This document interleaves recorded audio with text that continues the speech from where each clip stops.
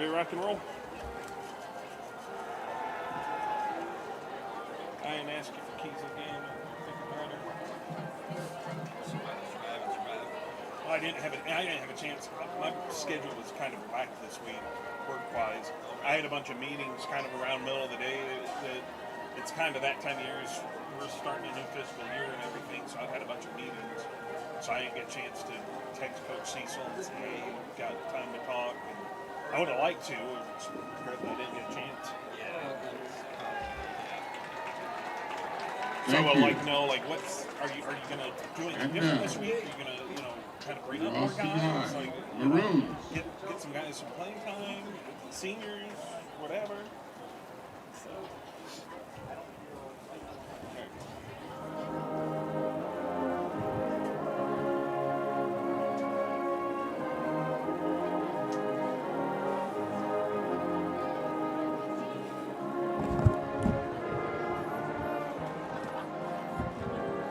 We are live.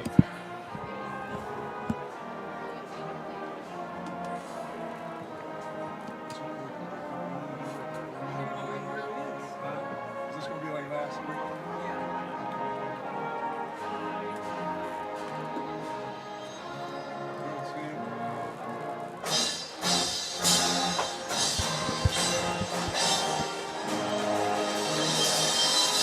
Welcome in. David Roy, Paul Longoria here in the broadcast booth with you as we have all season, and we're hoping, as are apparently some in the area, hoping for many seasons to come, that we will continue to be up in the booth together. And as we come into it, it's the season finale. And, as we got into this, Paul, this season finale and this final game of the regular season could have had two very different tones to it, coming into this game, hosting Lake Travis here under House Park. You have the away side press box currently undergoing renovations still, and they're still in that process. We could have had two very different messages tonight. Yeah. Unfortunately, we'll have the more sour tone here tonight, just a little bit, just because Austin High last week had an opportunity at that fourth and final playoff spot. And so as we got into it, we thought last week, Bowie, the game that it came down to, as it has all season long. Yeah. And we knew it coming into it at the start of the year. We knew it last year because it was the same scenario then, that it was going to come down to that Bowie game. And for whatever reason, maybe the mind was too much on the trick-or-treating either before or after the game. Halloween night, the turf monster maybe jumped out and got you. Had a little bit too much of the candies and sweets beforehand. Who knows? Yeah. Whatever the case, it was Austin High's off night. It was not their night a week ago on the road at Bowie. And I think the best way to summarize it is not being their night. Very uncharacteristically of this defense. A lot of missed tackles that we saw last week. Was talking to the Bowie broadcast team after the game last week. They said the backup quarterback slipping free of all those tackles. Because, you and I would sit there, we're thinking they've got the quarterback dead to rights last week. Yeah. Next thing you know, he's broken 3 tackles. He's 20 yards downfield. That was an anomaly, okay? That was an aberration last week from the Bowie side of things. They didn't see that one coming. They didn't see that. It was an off night. For whatever the reason, it didn't go Austin High's way. They're therefore eliminated from the playoffs. Bowie gets that final playoff spot. Season is not over in any case. Obviously, we've got a game here ahead of us here tonight. Bowie, their season technically, the regular season at least, is over, okay? The schedule makers didn't necessarily think that one through, that you get the bye week at the very end of the season. But for Bowie this year, it's going to work to their advantage. Austin High, on the other hand, coming into tonight, look, it is what it is. You're coming in, you're hosting an unbeaten Lake Travis team who sits near the top of the district, at the top of the district, really. And they're coming into your turf. It's senior night. All of it coalescing into a lot of these seniors. It's going to be their last game. We want to give a shout-out to the wonderful family of James Peterson, kicker, who has come up to us and been appreciative of us out here tonight as they have been, I guess, throughout the course of the season. They have faithfully tuned in. So we're appreciative of them tuning in, as we're appreciative of all of you tuning in at home as the Maroons and the Cavaliers get set to get started here tonight.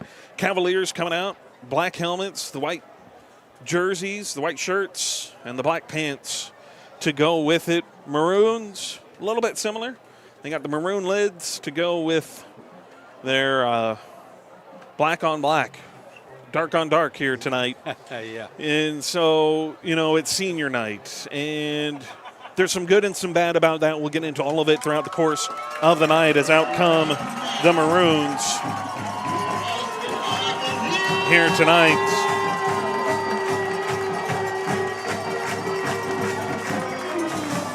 At Austin High.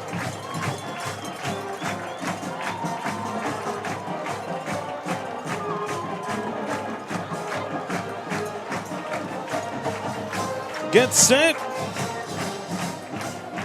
We'll talk about it all throughout the course of the evening, of course, but I think the one thing to keep in mind as we get your roster up here in front of us and get you talking about it, a lot of seniors on this team here before you hear tonight. A lot on this offensive line is going to be changing for a consecutive season for Coach Cecil that, we talked about it last year coming into this season.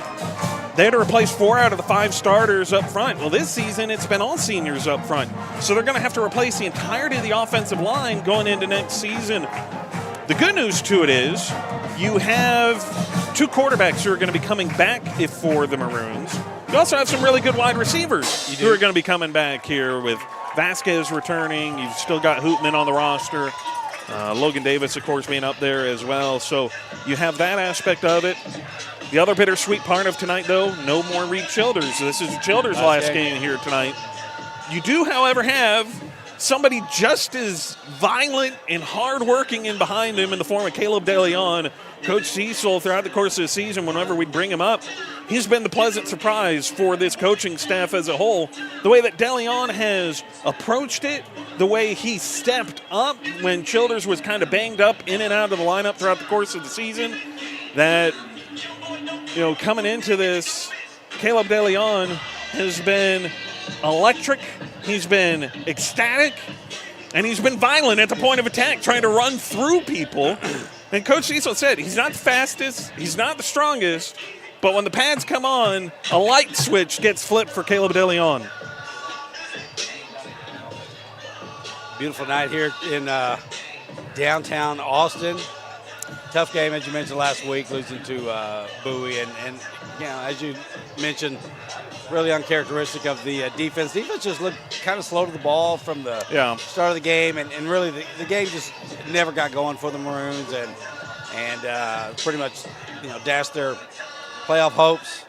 Come in tonight looking to have, put up a good effort against a very good Lake Travis team. We can't mince words about a team that comes in ranked 4th in the state. Sure. And 9-0 and atop the district, atop a very good district. 100%. I don't know if there's a district that's got a trio of 3 better teams than this district does, with Lake Travis, Dripping Springs, and Westlake. And of course, Lake Travis coming off a 3-touchdown victory over Westlake. Sure. Not too long ago. So they're a strong team. So there's no getting around it. There's no getting around it. They've got state aspirations. Yeah. They do.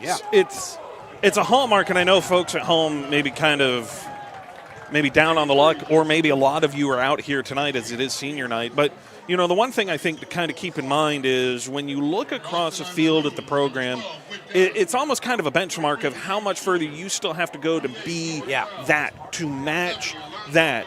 We'll get into all of that a little bit more here in just a moment as we get you set up for the national anthem.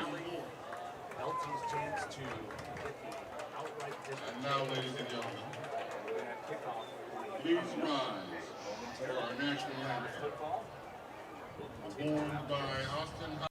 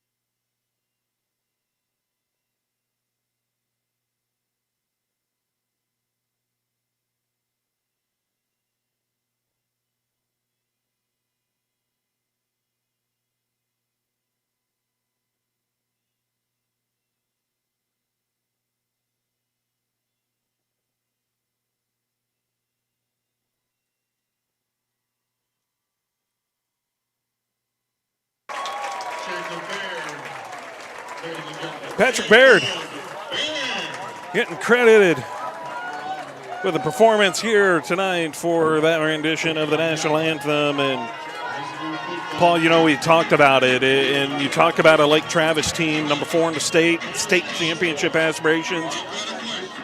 It's a measuring stick for an Austin High program under Coach Cecil to show that this is what you have to get to. This is the level that we're trying to get to be able to be competitive. And, you know, when we talked to him about it during the Westlake game leading up to it, the conversation was, hey, we got to get these guys to believe that we can do this, that you can hang and compete with them.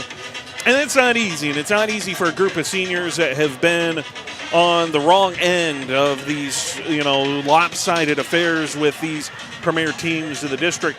You add then on top of that, like you said, it's a top 3 right now. Bowie and Austin High are, I would say, in that next tier down that are trying to compete to make it a 4-team horse race here in this district. And, you know, between Austin High, between Bowie, it just seems to alternate season to season who gets that 4th and final playoff spot.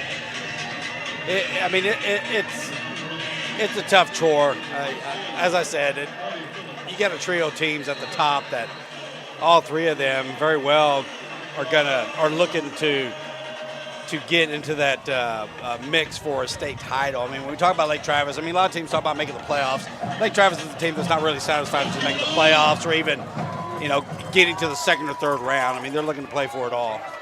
Well, Peterson will send this one through the back of the end zone, so we will see Lake Travis in the offense come out to start here tonight. That means you get your first look, folks at home, at this Maroon defense. Led out primarily by this front 4 of the Maroons.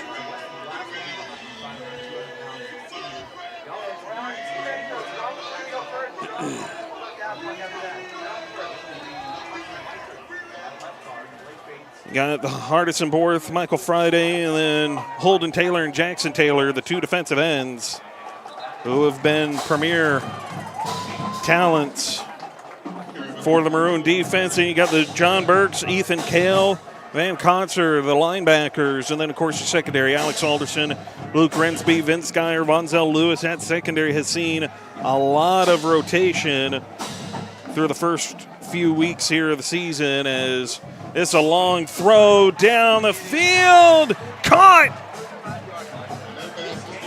That'll be a first down for Lake Travis.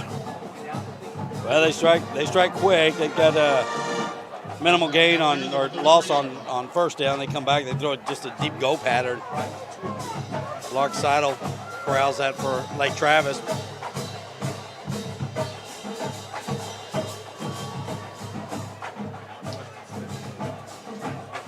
Motion receiver will actually take him off the field. I was going to say that's. And now flag comes in, flying in. That was Weston Smith, who sure they were trying to get off the field there. Yeah. Well, I mean, you can't break and line up and then pull a guy off the field. So.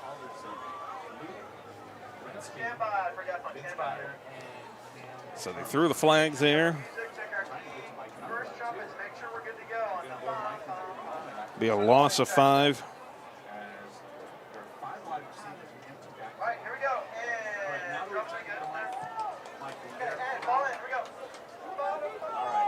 So it'll back Lake Travis up to their own 38 or to the Maroon 38-yard line. Snap, quick throw outside and to the left, and that pass falls incomplete, looking in the direction of Jackson Looters.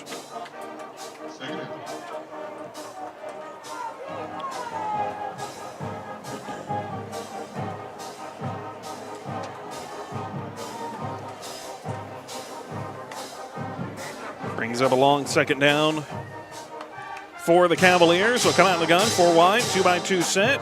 Another quick throw. Outside to the left, able to shake off 1. Getting away from 2 and a full race on the sideline. Geyer finally stops him, but it'll be a first down for the Cavaliers. Well, I mean, nothing fancy about that. That was all on Seidel making that play. Caught it behind the pretty much right at the line of scrimmage. And Lake Travis had a couple of guys there to be able to try to bring him down, but he just put a little move on him, broke a tackle, and pushed it downfield for easy first down. 1st and 10 from the 11. A handoff here and wrapped up right away by this Maroon defense. Ryder Moody able to come in with a stop. Wesley Glass, the tailback here for Lake Travis. 2nd down.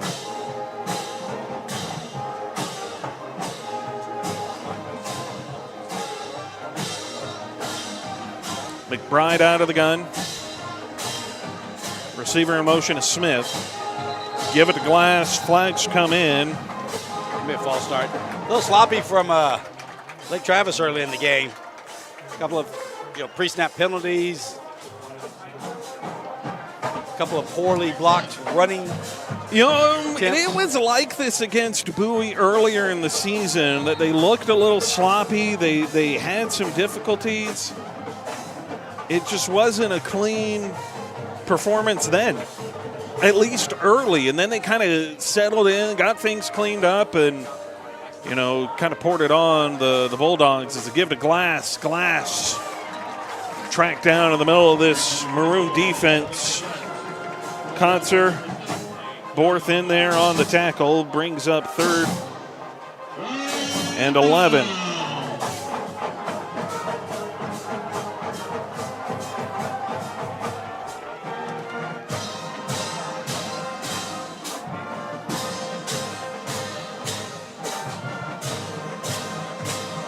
Snap. McBride pumps, lost the ball, picks it up off the bounce, but he is sacked.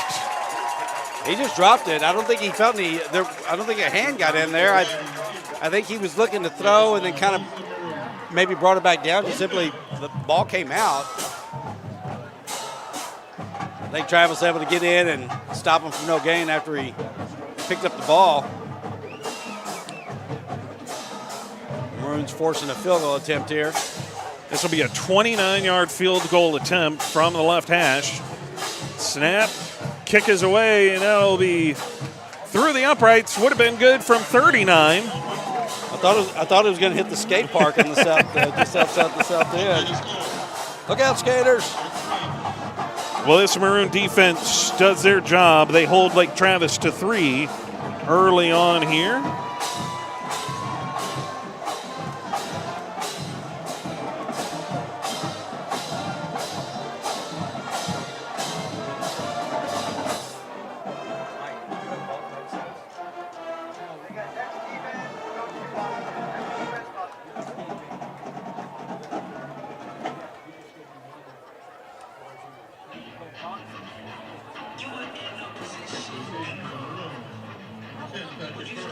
Maroons with a nice job of forcing a field goal.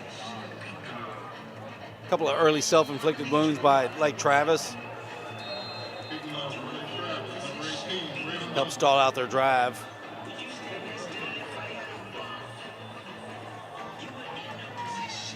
So Lake Travis will kick this away to the Maroons. Deep to return is Logan Davis. Davis will field this one from inside his own 5 and is met fairly quickly there. Brought down at about the 11. Forward progress will get him out to about the 13, and that is where this Maroon offense will start for the first time here tonight. It wasn't a deep kick, but it was very high. Allowed Lake Travis kick coverage team to get on down there. We'll give you your first look at this Maroon offense here tonight. Now keep in mind the quarterback position, it's always changing. Jablon will actually get the start here tonight instead of Davenport. Caleb DeLeon, Reed Childers will get alternated in and out. DeLeon is getting the start at the tailback position. And then, of course, the wide receivers, Vasquez, Hoopman, Davis. The big names to watch, Bird and Diamond alternate as tight ends. And the offensive line up front charged with protecting as a long throw downfield in the direction of Diamond is broken up. That pass will fall incomplete. And that'll bring up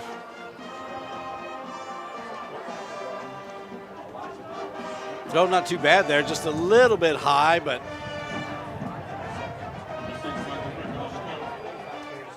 coverage was a little bit better than the throw.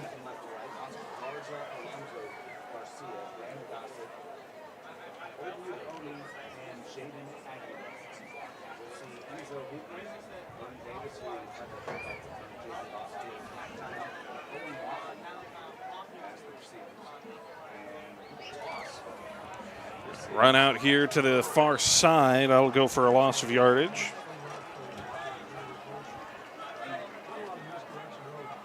Carry number 10, Matthew Carter. By time by number 0, Brandon.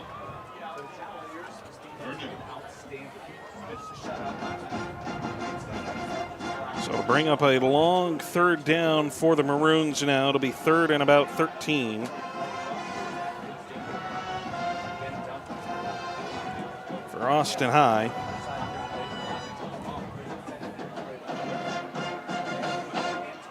They make it third and 12.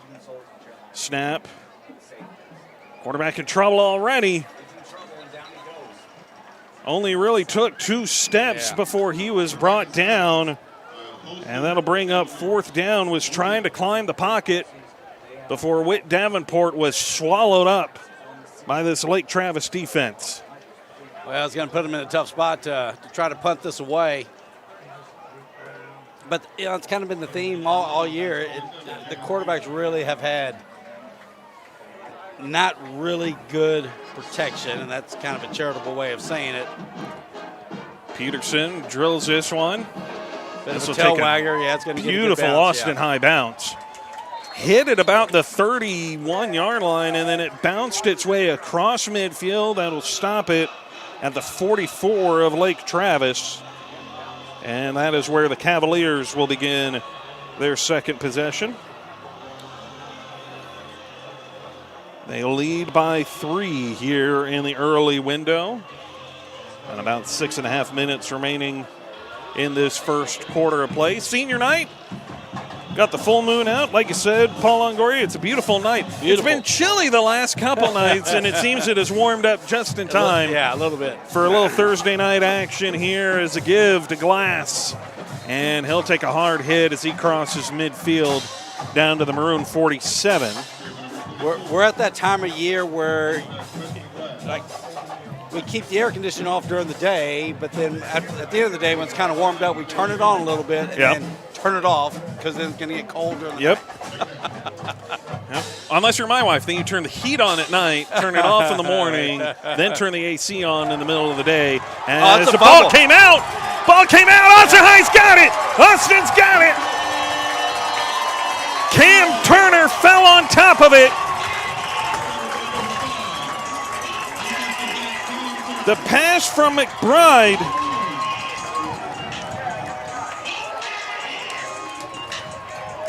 It was just a little swing pass, very well covered. Was looking for Harrison Kokhorst. Yeah. I think he made the strip, did he not? Kotzer did, I think, and then Cam Turner was right there to fall on top of it. So with the sudden change, Maroons take over, a little over 6 minutes to play here in this first quarter, and it is Maroon ball at their own 49. 2 backs in the backfield here for Davenport. They'll fake it to one, little triple option. Oh, and it's a double pass. Jablone's got man. It's Logan Davis downfield. Oh, how did he and not throw a Davis flag? wanted a holding call. Wow. Coming across the middle. Wow, that is they're going to throw a flag. There it is, and these officials are giving it both barrels. We haven't been critical of officials all season long. I'm going to say that was a bad call, magnified by a bad call of an unsportsmanlike, because that's what the Maroons are getting ready to be flagged for. That is terrible. Oh, and this is going against Austin High. That is terrible. I know Davis was protesting the call. I don't know what he might have said to the referee, but that's terrible. Walk away. You made a bad non-call by keeping the flag in on an obvious hold, and then you magnify it by throwing a flag for unsportsmanlike penalty. Just walk away. Yeah. That's terrible refereeing right there. I'm going to say that's the hardest thing I've said all night, or all season. But I'm going to say it. I'll give it to the fullback Watley, and Watley will churn ahead. He'll pick up a few yards. Not a whole lot to be had for him there. Picks up maybe 3. Well, again, but we don't know what Davis said as he's walking away. That may have been. We don't, but that's fine. But as the official, show some. You made a bad non-call there. That was terrible. Davis was fighting to come in field, being held, and a grab at the jersey to prevent him from trying to make a play on a beautifully thrown ball by Jablon to give Davis a chance. As Jablon is in trouble right away, able to evade pressure, sets up. Launches this one again. Incomplete. Was looking in the direction of Caleb DeLeon. And that'll fall incomplete and bring up a long 4th down. A little trickeration there. You know, Coach Cecil told us last week that, hey, we got some packages. You're going to see both Davenport and Jablon on the field together. And the first thing they do with it, and no better time to roll it out, by the way, against the number 4 team in the state, is to run a little triple option, double pass situation there. And it nearly worked without, an unfortunate missed hold as Peterson. Nice a lot of hang time on that one. And a flag is thrown as this is caught and fielded at about the 34-yard line. There's going to be a flag on the play. I'm guessing there's going to be a hold. I mean, it's downfield. I can't imagine what it's going to be against the Maroons. Well, they threw that really quickly, too. That was as he was catching this. I'm thinking they probably got a hold maybe on one of the holding one of the gunners coming down for the Maroons. Jeremiah Strong was deep to return. And as soon as he caught it, that flag was out of the official's pocket.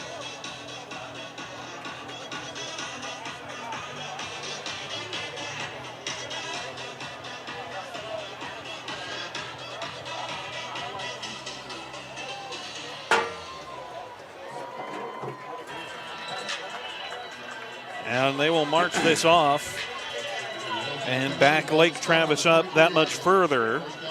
So it will be 1st and 10 for the Cavaliers, but they are now spotted at their own 22-yard line. Snap, McBride, he'll look, swings it out to Glass. Glass wide open, lots of space, hurdles Cam Turner, and then is brought down at the 34-yard line. That'll be 1st and 10, and that clock will continue to run.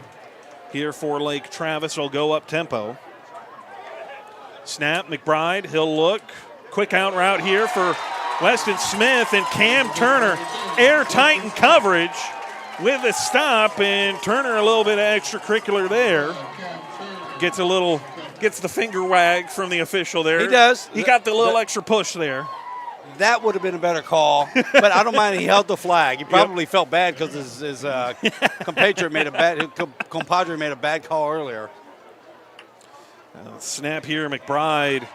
Give to Glass, and Wesley Glass will push his way out to the 41-yard line. Bring up 3rd and about 4, maybe 3. Either way, very modest 3rd down and very easy and manageable one to pick up for Lake Travis. McBride, snap, lost this one. A little flag route down the side. Goes back at Cam Turner, and that pass is completed. It'll be a 1st down. I think Austin High was thinking they were going to probably just run something to the sticks and turn, but they ran a nice little double pattern there, and receiver got to the outside. Seidel got behind. Yeah. Cam Turner there.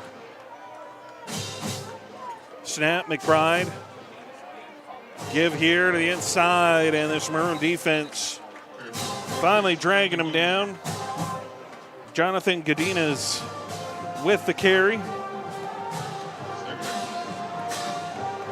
It'll bring up 2nd and 6 for the Cavaliers.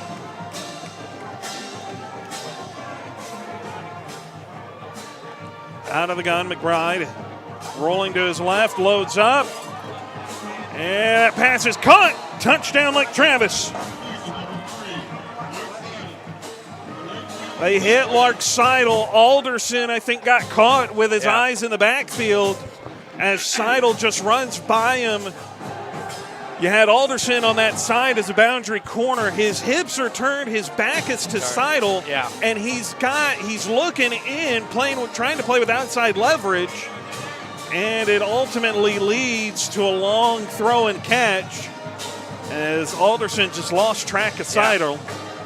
Oh, blocked. And this is blocked. The kick is no good.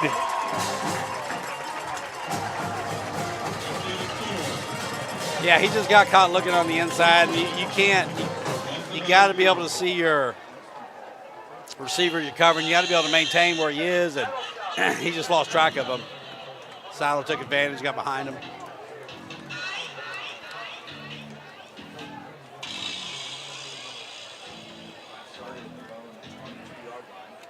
So Lake Travis only up by 9.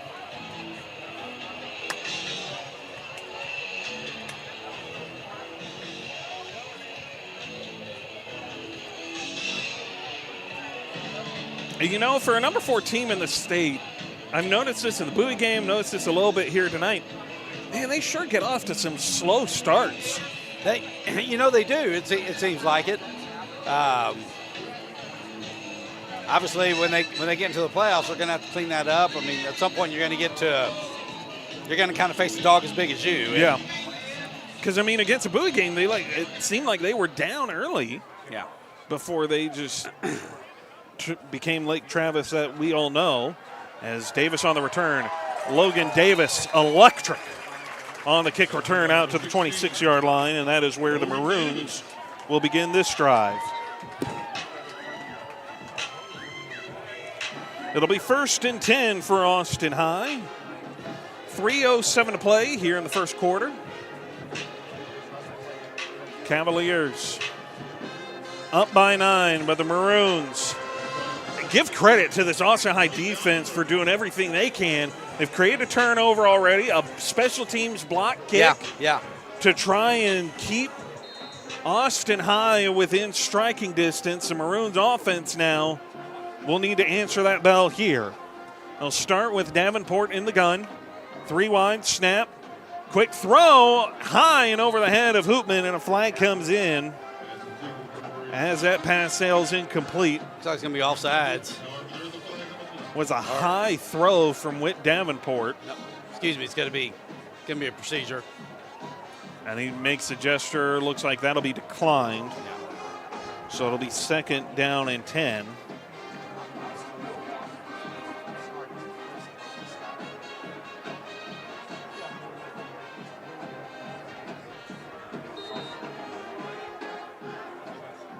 Little officiating confusion here tonight. Our umpire came in thinking it was getting marked off. The line judge on the far side had to wave like, no. They declined. Wave him off. So it is 2nd and 10.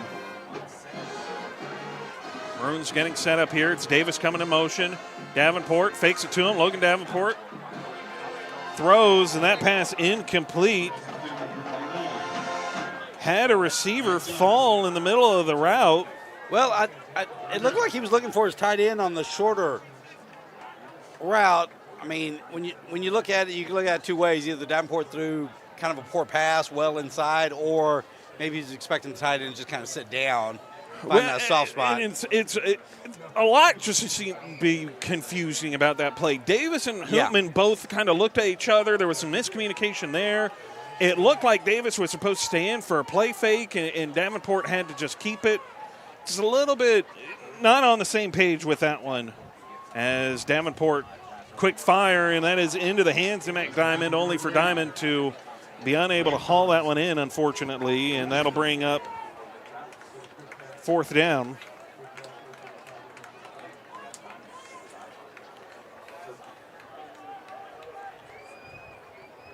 Well, you know, we've talked about it a lot when the Maroons have faced, the likes of Dripping and Sure. Westlake, and that is, you've got to be able to hold on to the ball. You've got to try your best at a minimum to lower the number of attempts, and this is going to be the third. That one nearly muffed. And But he's got a wide Godinez open- he's got a wide able to open field. reverse field down the sideline and finally drag down Jackson Taylor. That was a nice effort by Taylor. He does get it all the way down to the Maroon 40, but Touchdown by number 10, Kendrick Bird. you're giving Lake Travis a lot of possessions already here in the first quarter, and that's just kind of a recipe. You got to hold on to the ball, kind Well, of burn this clock, shorten the game a little bit. In the incompletion to Diamond, it almost looked like it didn't hit him square in the chest. It almost looked like it hit him in the arm. Yeah. And Diamond just couldn't recover. Tried to, valiant effort, but he ends up bobbling it. As McBride snaps this, give Burns the first man there, and then the rest of the defense fighting, punching at the ball as Glass is finally swung down, but they will mark him stopped right at the line of scrimmage. So that'll bring up second down and 10 to go for the Cavaliers. They'll line up in the gun, 4 wide, a 2x2 set. McBride pumps, loads up, Alderson in coverage, incomplete. Well defended Wow, by they're gonna- Alderson, oh, but a goodness. flag does come in. Wow.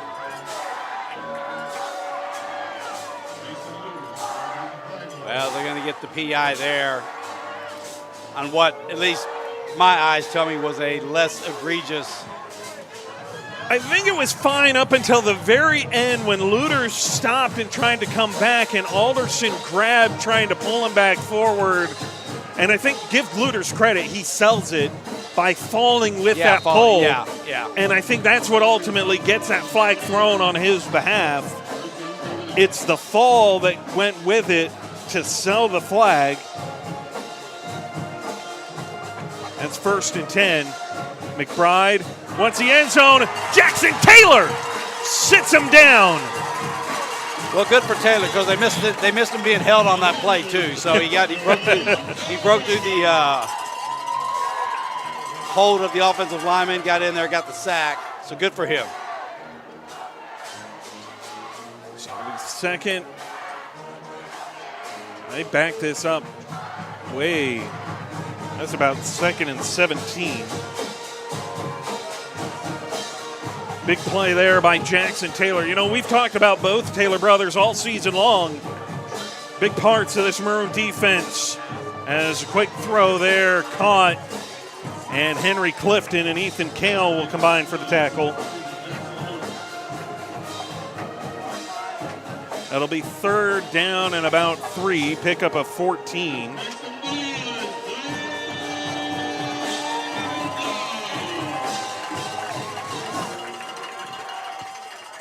Down to about a minute here. A big third down. Glass in the backfield, 4 wide, and a 2x2 set.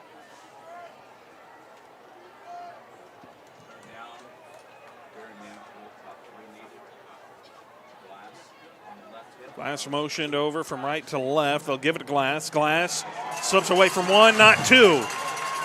Borth came charging in from behind, but it was Horton who was there to stop him in his tracks.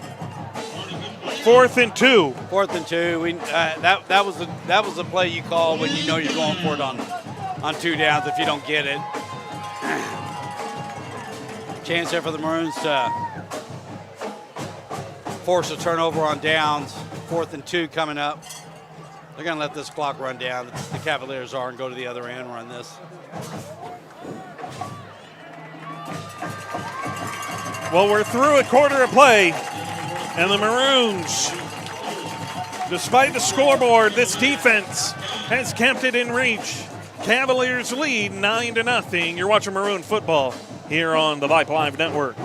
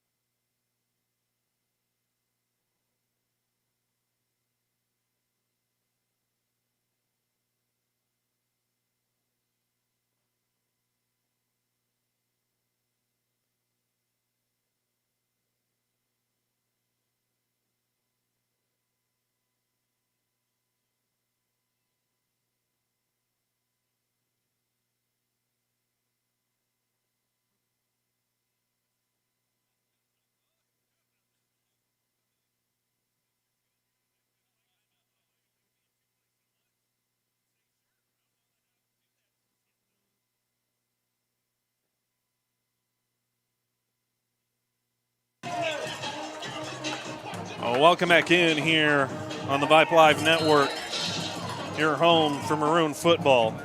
It's 4th and 2, and it's a big 4th down for this Maroon defense.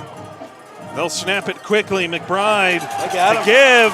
The Maroon defense stuffed it in its tracks. Glass had nowhere to go. And Austin High takes over.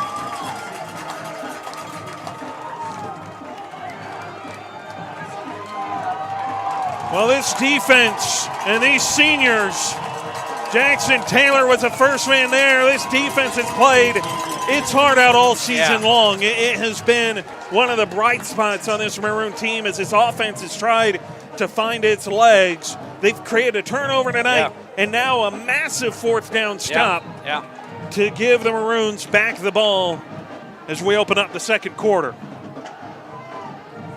Receiver coming in motion, snap. Davenport, quick flip of the hips here. Pass is caught. Logan Davis. Davis slips off of one and fights his way forward. He won't pick up much more than about 3, maybe 4 out to the 25-yard line. And that'll bring up 2nd down. You know, you talk about the defense, and we talked about it before. Well, let me see here. The Maroons running a little hurry up here. Going up tempo themselves. Let's say that Davis picked up 4. The give here. Still on his feet, fighting for yardage. Owen Watley. You mentioned the defense, and they had a really good first quarter. I know the score didn't necessarily indicate it, but they did give up a couple of good plays, but they've defended what they've played very fast on defense, which they did not do last week, which talked about was very surprising. Right. But today they've come out. They're playing hard and they're playing fast. 3rd and 9 as Watley lost 4. This pass sails and it's intercepted. Elijah Jablone was looking in the direction of Brody Ford, and it went behind him where he was expecting Ford to sit. And like Travis, able to run it in for 6. Ben Schultz with a pick 6 there for the Cavaliers. Well, you certainly don't want to give them any points. We talked about giving them multiple possessions or a lot of possessions, but you just throw a pick 6, and that's tough. Defense does such an outstanding job playing their hearts out and stopping Lake Travis on the 4th and 2, get the ball. This kick is not blocked this time. He put that one so high up in the air, nobody was going to get a hand on. Watch out there if you're on, infield or 15th Street. Yeah, no kidding. That one had enough height. Well, Lake Travis goes up by 16-0 on the heels of a pick 6 by Ben Schultz. Elijah Jablone got roped in or switched in, I should say. And, of course, they've been alternating quarterbacks trying to create, a spark, get a different sauce. Coach Cecil joked with us that whichever quarterback usually starts doesn't have they just have an off day when they start, so we bring in the other quarterback, and he's not having an off day, and things work fine when we go to the different quarterback. Yeah. Last couple games, they've been kind of changing them in a little bit more frequently, and here, Jablone and Ford, just a little bit of a miscommunication. I think Jablone was expecting Ford to sit down a little bit right where he was, and Ford was breaking in and then sitting down, and it just creates, it's those kinds of miscommunications that can just so easily create turnovers that you just can't afford to have against the number 4 team in the state. Now the Maroons come back out and try to get something going on offense. They'll try it again. Yeah, hey, try it again. That's right. Try it again.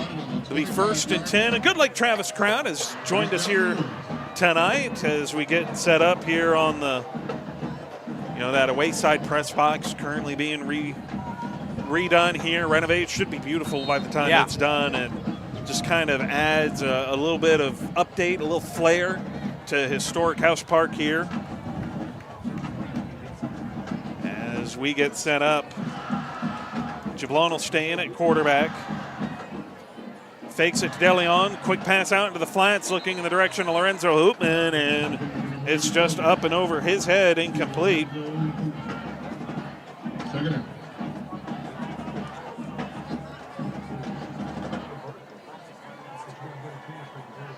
Lake Travis defender on that side, defensive end, Duncombe.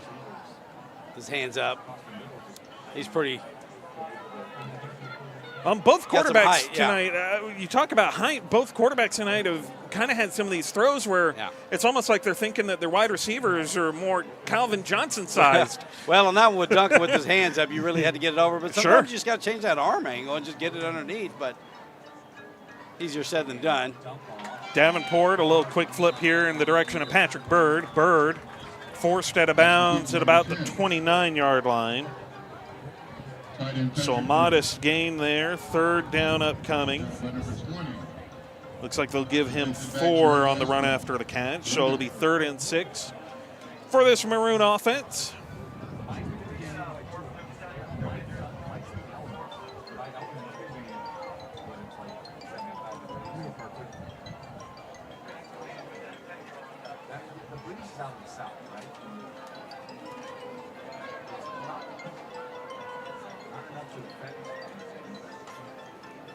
Snap, play fake, Davenport in trouble. Davenport backpedaling, and he'll just fling this one into the front row here in the stands, and that'll fall incomplete. Hoopman in the area. You know, Hoopman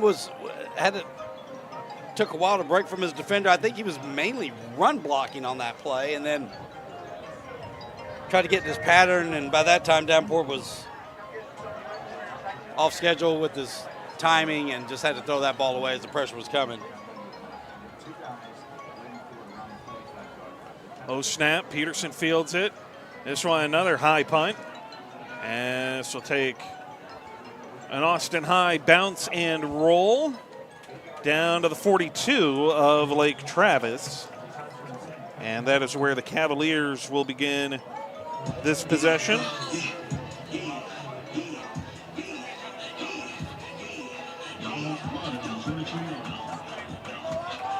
They're up 16 here on the road at House Park.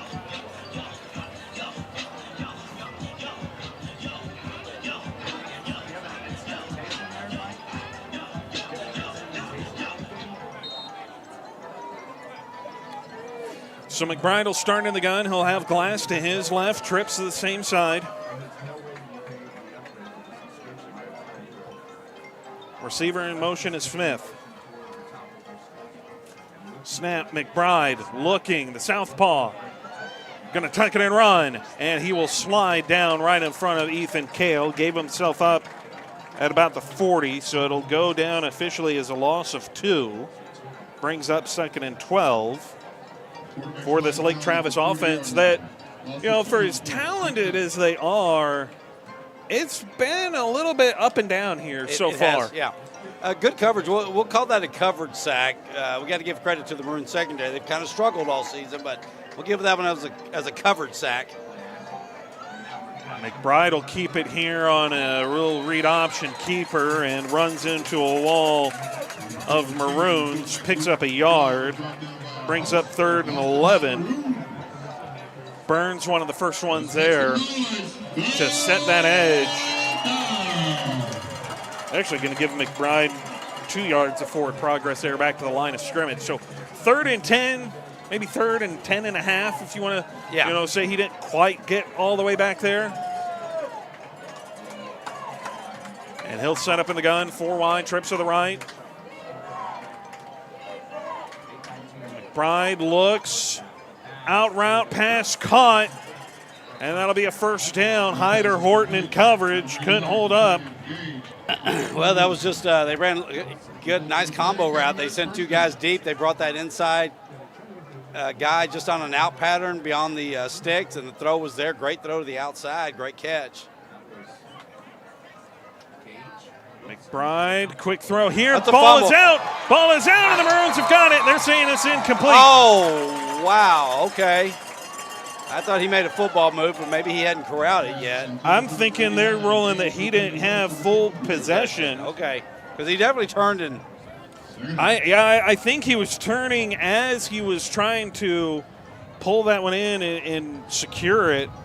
And I just don't think he ever quite established control as he was trying to turn upfield.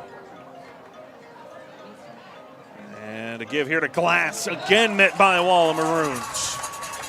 Fourth, Michael Friday, the two defensive interiors of this Maroon defense with a stop. Brings up 3rd and 10.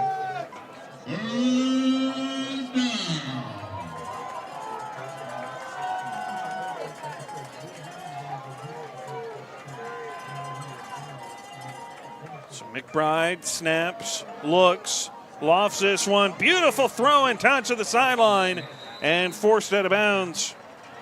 That pass is complete to number 10, receiver Weston Smith. Weston Smith with a grab. To the play, Cavaliers first down. boy, just a nice throw again on the outside. That time they just had a single receiver out there. And McBride has had beautiful touch on those Yeah. throws. As he's in trouble again, able to step up and get away. Luke McBride sliding down across the 25-yard line with Kale in pursuit. 14. He'll say he got down to the 24.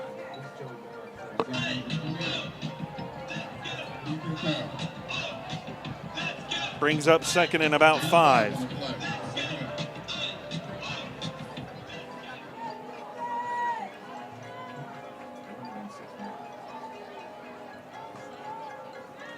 Snap, McBride, lofts one, incomplete. Dangerous throw to begin with, but give him credit. That was about as on target as it would need to be for as dangerous as it was. Yeah, because I thought for sure the safety coming over from the inside was going to be able to get it, but it cleared his head. It got to the Lake Travis receiver clear. I think he lost track of it with the defenders in front of him. But it got to him clean. I think he brought his eyes down, like you're saying, with people in his face. A little early movement here, and this one, a little fade down the sideline. Cam Turner in coverage. Well defended, and I think this early movement, we'll see who is the at-fault party. Should be Lake Travis, I would think. I do not know if it's going to give them a first down. It's going to be awfully close, but I'm looking at where that down marker is, and it looks like it's just short of 5 yards. Nope, they're giving them the first down. Yeah, it'll be 1st and 10. Yeah, what the hell do I know? I think they had it. It was 5 to go. I thought it was a long 5. I thought it was a long 5 too, but you march it off. And a give here, spinning his way forward. Godinez. Number 26, running back Jonathan Godinez. Game 6 on the play. It's a nice game there. I'll give him 6. Really, I would maybe call it almost 7. It'll be 2nd and 4. Give here again. Godinez spins off one, but the cavalry has arrived. Number 26, Jonathan Godinez. Stop him at the line of scrimmage. 3rd and 4. And yes, I am aware, folks at home, of the irony of saying that the cavalry arrived against the Cavaliers.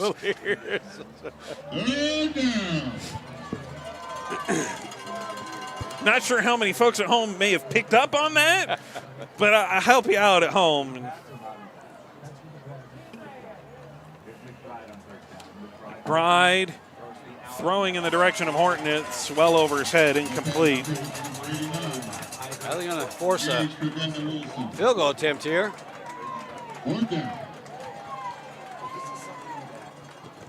4th and 4. Like I said, Lake Travis sends out Braden Doan, who doubles as kicker and punter, much like James Peterson does for the Maroons. And this kick is good. Another 29-yard attempt. Delivered Cavaliers 19. And Lake Travis will take a 19-0 lead over the Maroons.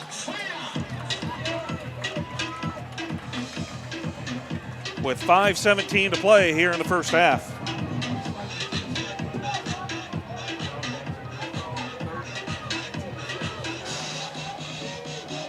And it's wild to think about one touchdown Lake Travis got offensively. It's their only offensive touchdown tonight. The other touchdown came from the Maroon defense, or from the Maroon offense, I should say, with a pick six that led into it being 19-0. You take that away, it's a 12-point game still. And again, we're disparaging the difference here of 7 points, but it is still very much in reach for Austin High. With the way the defense is playing tonight, this offense is going to have to step up.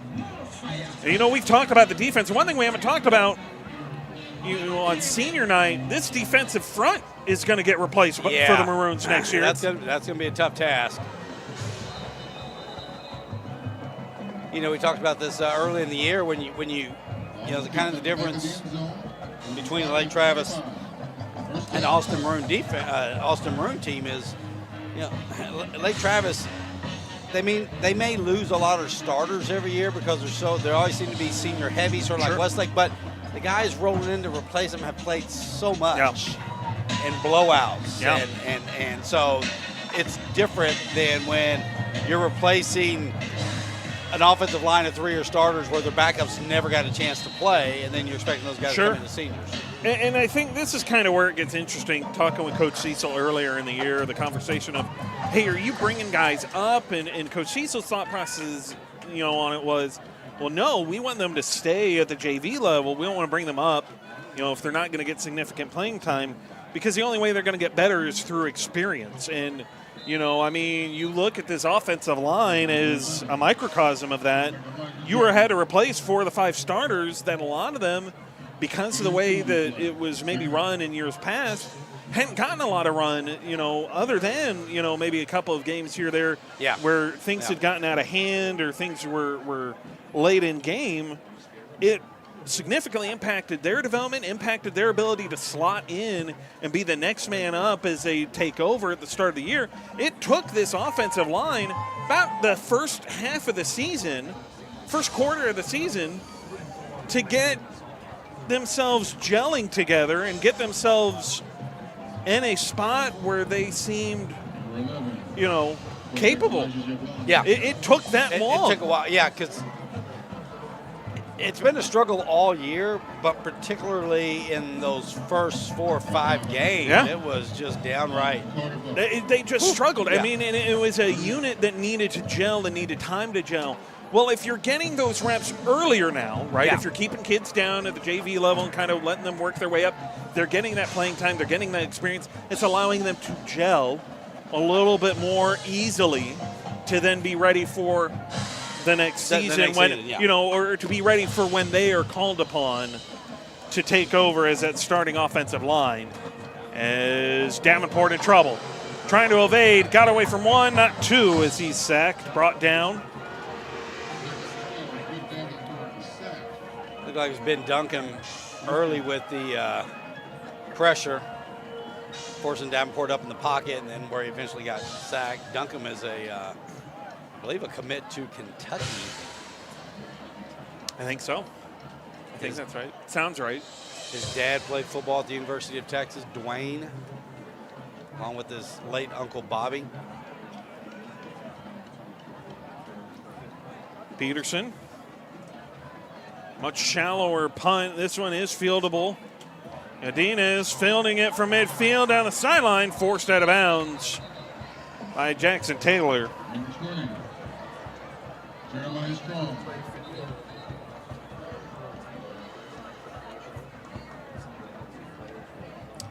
So it'll be 1st and 10 now for Lake Travis. Real good field position here.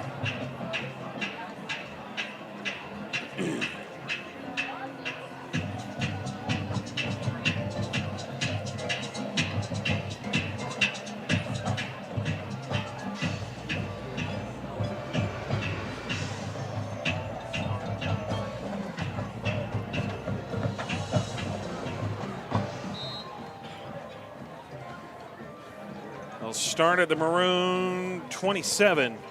Snap, McBride rolling to his left, finds Weston Smith, and he'll step out of bounds at the 16-yard line, which will be good enough to move the chains. It'll be a first down. First down.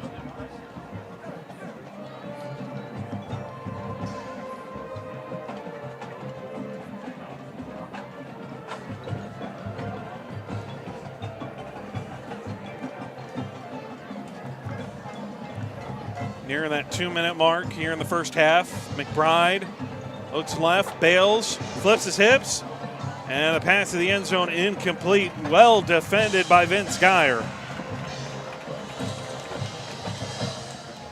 Brings up 2nd and 10. That pass is incomplete. Continue for number 10. Ran a little action to the right and rolled McBride out to, brought action to the left, rolled McBride out to the right. Tried to get behind the receiver behind the Maroon secondary, but nice play there. Bride's pass over the middle is caught. Touchdown, Lake Travis. That pass complete to number 89, Gage Kervinda Wilson for a Cavaliers touchdown. Just tight end release right off the line of scrimmage. Hit him right in the seam, right in the quick pass.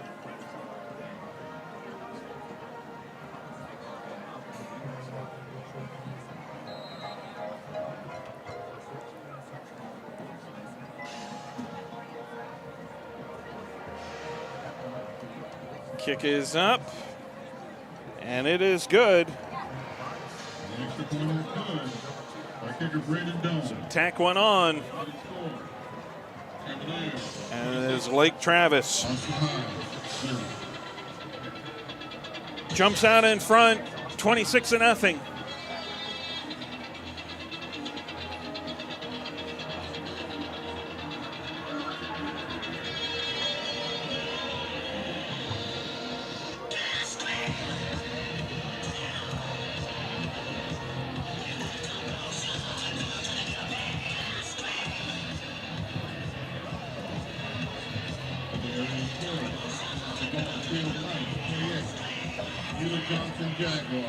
Not much more to say about it. I mean, they're the number 4 team in the state for a reason, right? Yeah, and they are in control right now, and that has just been the way it has gone. And it's another situation where the Austin High defense doing their part to the really full are. extent that they can. They've created a turnover, special teams to block an extra point. Stops. They've made stops. They've made some big stops. They've had pass breakups. They've made some, near turnovers that were, incomplete or, some opportunities maybe missed. And this Cavalier defense has met the challenge as well. They've created some stops, a pick six on top of it all. If this Austin, if the defense tonight for the Maroons was the defense that we saw a week ago, or not quite a week ago, last Friday, Sure.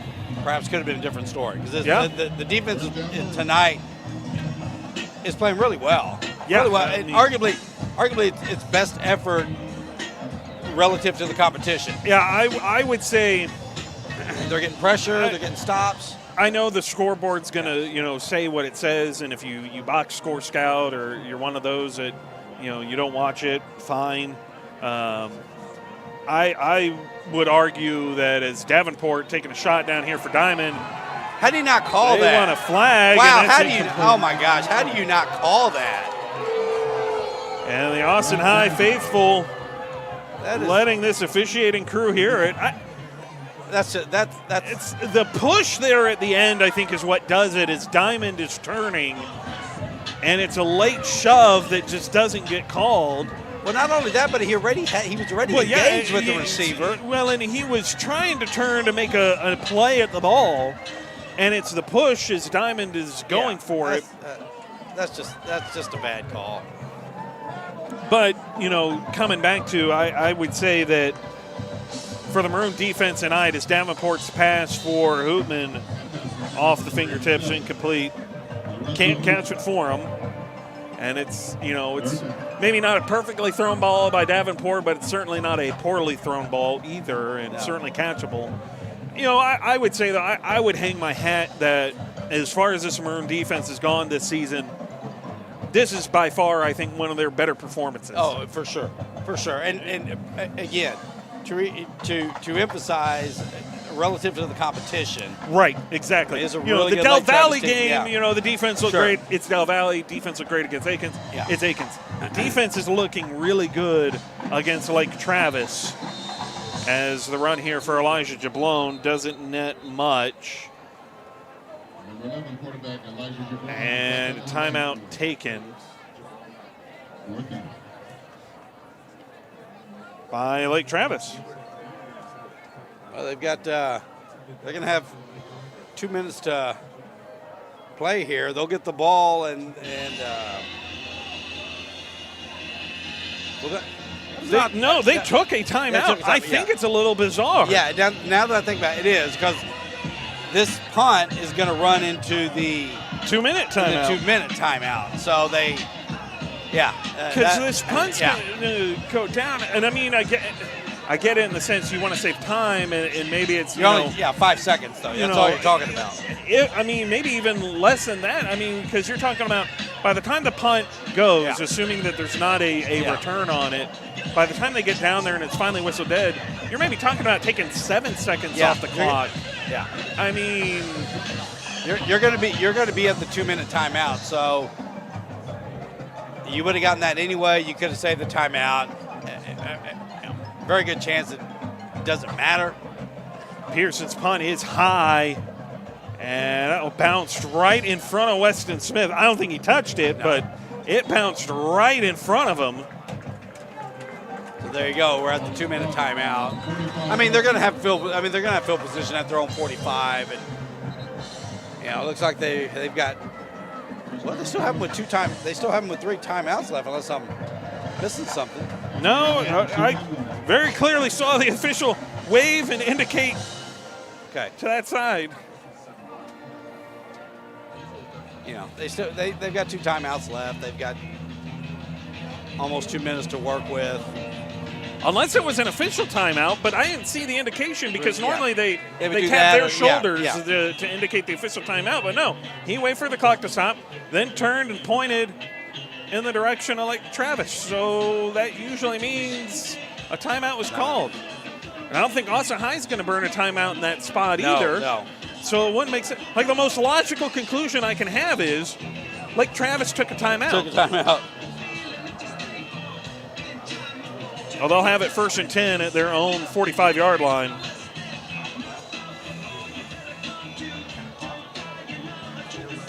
Coming out of the 2-minute timeout. I just noticed I have the Dripping Springs Westlake game is going on tomorrow night. Kind of a battle for what's left of the district, so to speak, in those 2 and 3 spots there. You're playing for seeding at that point. As McBride, he wants it all right now. He's got it all right now. Mark Seidel. Touchdown, Lake Travis. That looked like just a blown coverage in the back end. I'm not sure if you've got Seidel running a post. Somebody's got to be back there, but wide open.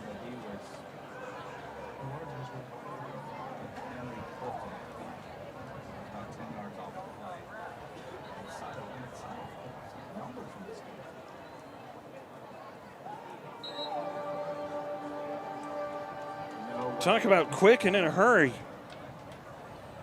One play, 55 yards, Extra point is good. 6 points. Updated score. Well, at least the Maroons get the ball back, try to do something. They will get the ball back.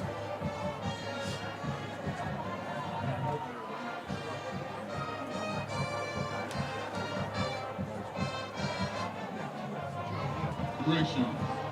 Cavaliers 33. So it's a 33-0 ball game here in front of the home fans. You have a lot of fans here tonight, packed house as you normally expect on senior night. Of course, good chunk. You have players on the field. Band seniors, Yeah. of course, are going to fill in, and you're going to have a lot of band seniors. cheer team, dance team, of course, is part of that. All out here in support of them. Maybe not any volleyball folks out here tonight. right. They're all out, Yeah. preparing. Of course, you had the senior walkthrough before the game as being part of it, and so folks are out here to walk their kid through, walk them through the giant A for Austin inflatable that gets walked out there in middle field. It's one thing I think. Speaking of, as this kick is away, and this is something that Davis will let fall through the back of the end zone for a touchback, and Maroons will start at their own 25. Being out at Burger Field last week, and then coming in and seeing House Park here, I almost want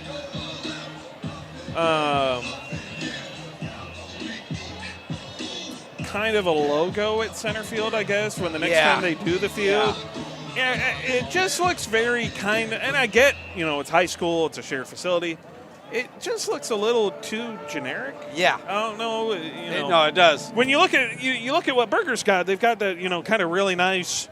It's the giant state of Texas in a different in a different shade of turf that they have out there at the center of the field. There's some kind of a logo at the center of it, it's Austin. It's Austin and then ISD, and they highlight the A and then very good. ISD, yeah. So I mean, there's something there, and just I don't know, just kind of something appealing to the eye that I think especially with you renovating the away site, the press boxes. Well, I mean, give it a little kind of overhead, kind of curve appeal or something to that effect. Just ideas. As Davenport has a long ball here of his own, and it's underthrown. Davis had to stop, but Davis had a step. Yeah, I think he actually helped break up that interception. I said it was Logan Davis. Actually, I think it was Brady Ford. Yeah, Ford. 15 and 16 look alike. I had that conversation with Coach Cecil. I said, we like the Taylor brothers, but, man, it's really hard to tell them apart sometimes up there because one wears 0, the other wears 8. And of course, Coach Cecil, we had a laugh about that.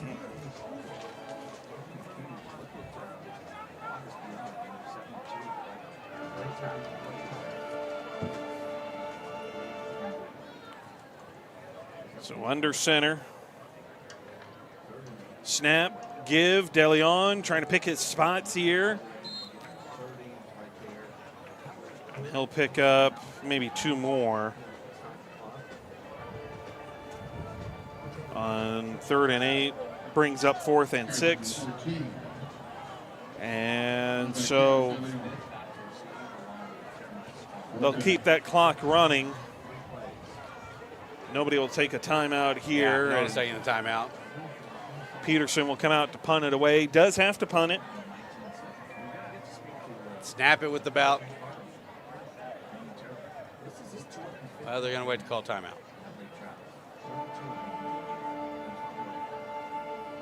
I guess not to give Lake Travis any more time. No, they don't call timeout. Okay, good. Peterson, punt is away. This will hit at about the 43 of Lake Travis. It will bounce and roll. And that'll do it for the first half of this one. And that's the end of the first half. With your scores, Cavaliers 33. Well, that'll take you into the first half. That'll do it. It has been all Lake Travis so far. Now, the good news for Austin High, they had to kick it off. They'll start with the ball here in the 3rd quarter. But it has been tough sledding for the Maroons here tonight. In large part, I mean, their defense has done as much as they can. I get it. They gave up a long touchdown. Yeah. But they've tried to do what they can. The problem of it really just turns into the fact of the matter that the offense has just not had an answer for this defense. And it's not for lack of trying. Like, folks at home thinking, for sure, do this or run this or call this or whatever.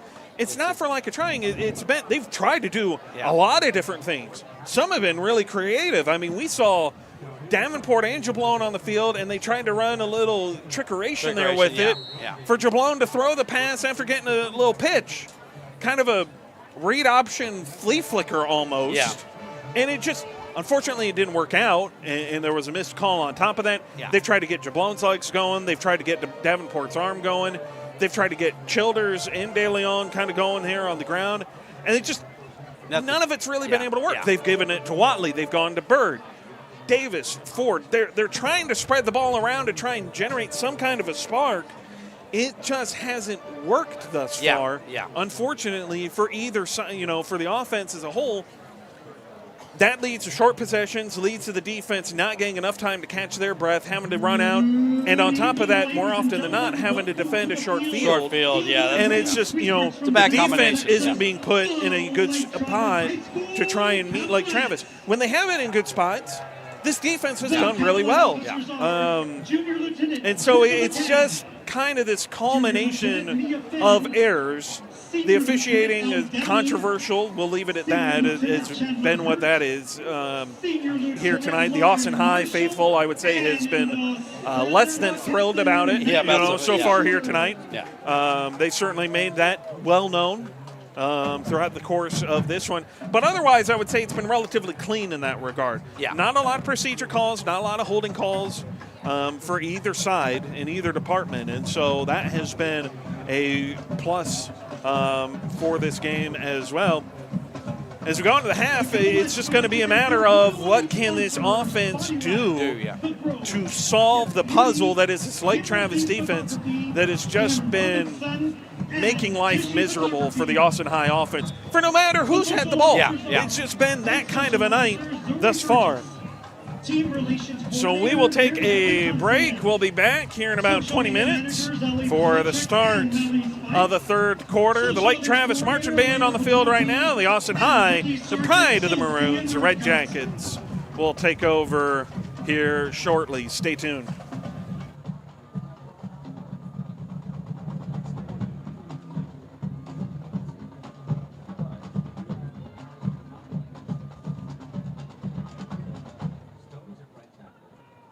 Cavalette Awards of the Week are Squad of the Week, Downey's Daisies. Spirit Cavalette of the Week, Valentina Mata. Performer of the Week, Olivia Bowe. And Cavalette of the Week, Presley Smith.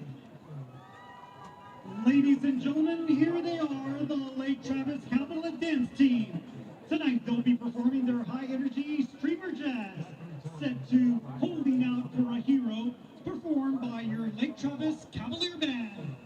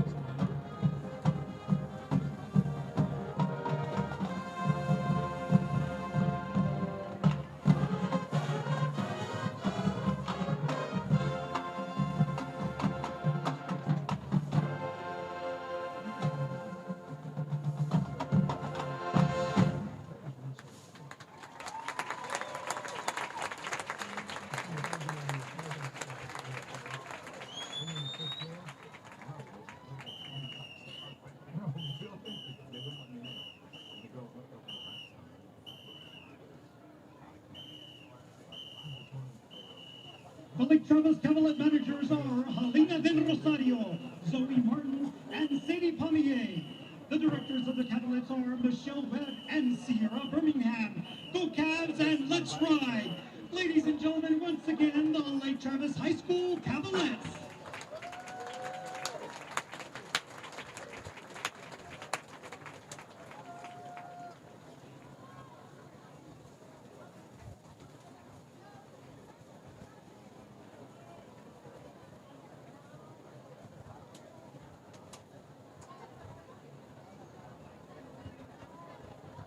Joe, you good?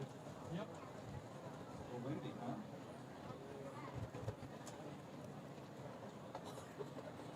Ladies and gentlemen, please welcome to the field the award-winning Lake Travis Cavalier Band. Tonight, the band will be performing selections from their 2025 fall production entitled Beyond the Page. The Cavalier Band is under the field direction of drum majors Nicole Harris, Colin Meyer, Ethan Watson, and Brennan Witcherly. Students of the week are, from the guard, Kaylin Catino, percussion, Kinsey McEwen, veteran Nirjan Manaharan, veteran Matthew Garcia, rookie Jacob Wills, and rookie Oliver Wood. And the section of the week, the color guard. The Lake Travis Cavalier Band would like to thank the following platinum level sponsors for their generous support of our program. Canfield Connors, G6 Catering and Wernica Cafe, High Five, Keystone Bake, Mayor Tom and Karen Kilgore, Raising Canes, and Westrow Productions. Good. Yeah, it's looked really good. No complaints. Keep doing what you're doing.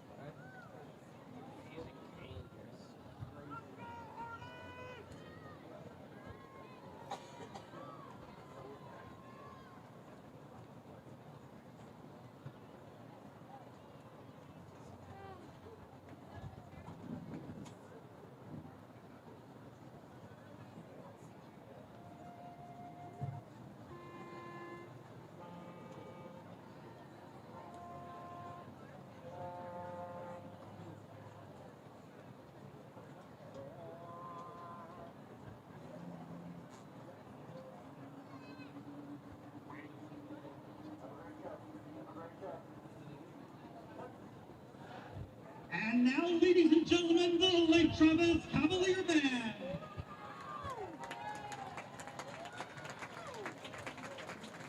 They got instruments on the. They got big instruments. Come on. Starting out with a wind chime.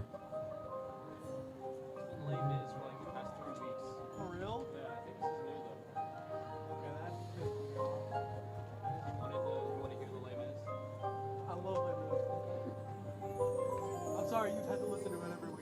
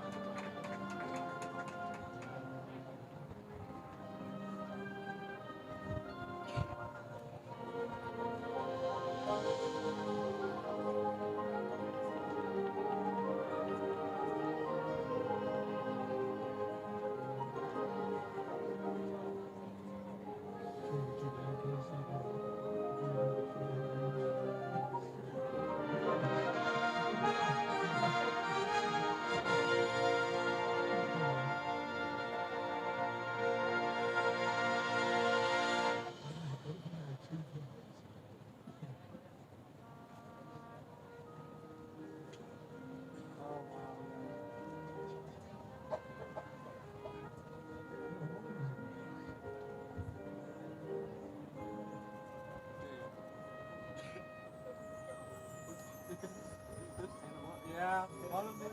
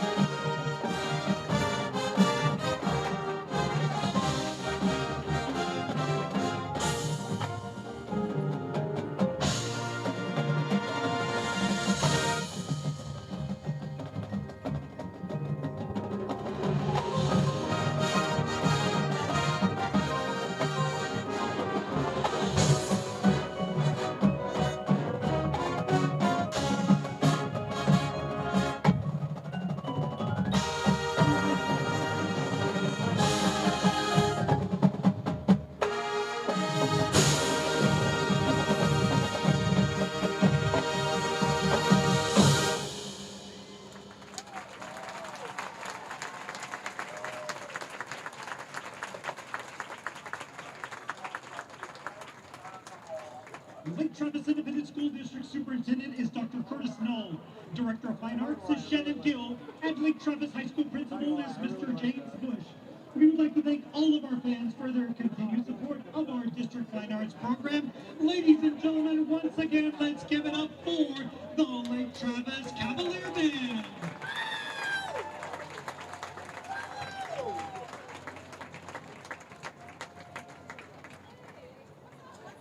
I really like this shot from Leo and Pastor Capital. I mean, yeah. Really nice.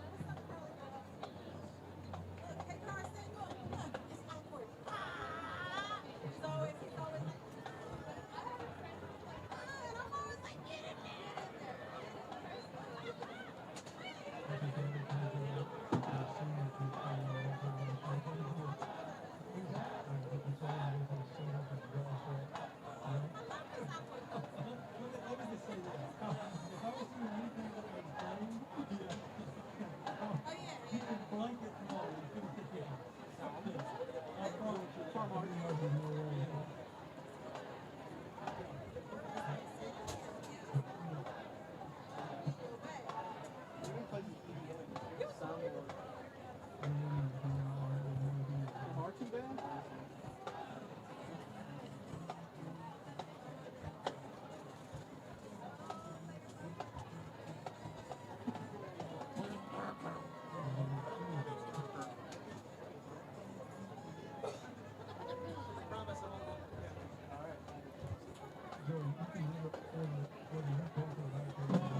Now, for your halftime enjoyment, are the award-winning Austin High Red Jackets. The Red Jackets are under the direction of Stephanie Breen Wright and Alyssa LeBron. They are led onto the field by Senior Lieutenant Jetty Collins and Junior Lieutenants Kayla Bear and Callie Corliss. President is Scarlett Alanis Hernandez. Vice President is Ellie Butterworth. Social officers are Ellie Schock and Catherine Thompson. Spirit Girl of the Week is Brayden Lake Lawrence. And the Red Jacket of the Week is Scarlett Alanis Hernandez. Tonight, the Red Jackets will be performing a streamer jazz routine to Dance Again by J-Lo. Ladies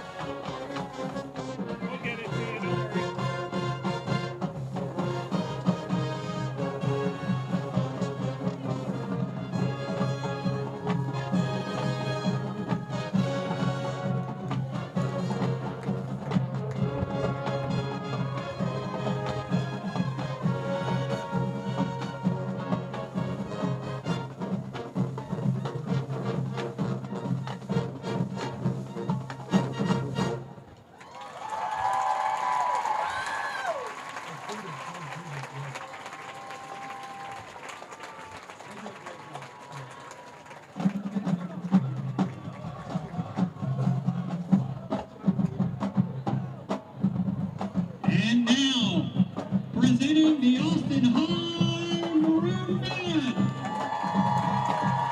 The Austin High Band is under the direction of Richard Patnod, Meg Kilbane, and Abby West.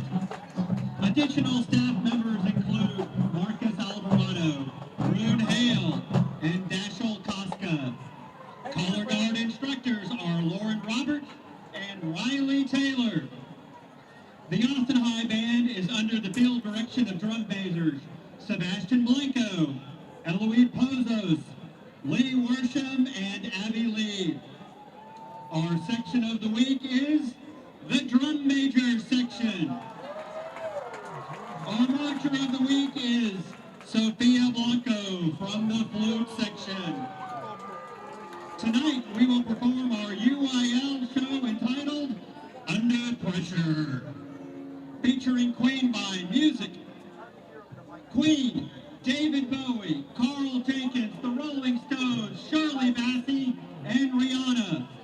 Our featured soloists this evening are Juan Murcia Monterrazzo on trombone, Lee Worship on soprano sax, Alejandro Ortega on alto, Maddox Menzie on tenor, Ryan Martinez on bari, tuba duet featuring Thomas Bryant and Nick Tupin, Gary Carrard on flute, and Eloise Pozos on French horn. The band boosters would like to thank our co-sponsor, Daymaker Half Day Cafe, keeping the Maroon Band cool all season long. We would like to take a moment to wish the Lake Travis Band good luck on the rest of their season. And this is normally the part of the script where we thank our many parent volunteers, including our Maroon crew and our talented halftime announcer, who is retiring after tonight as the voice of the Maroon Band. But tonight is senior night and the last show of the year. The parents want to thank all of our band kids, especially our seniors. Thank you, marchers, for another fun year. Ladies and gentlemen, for the last time this season, the Austin High Band!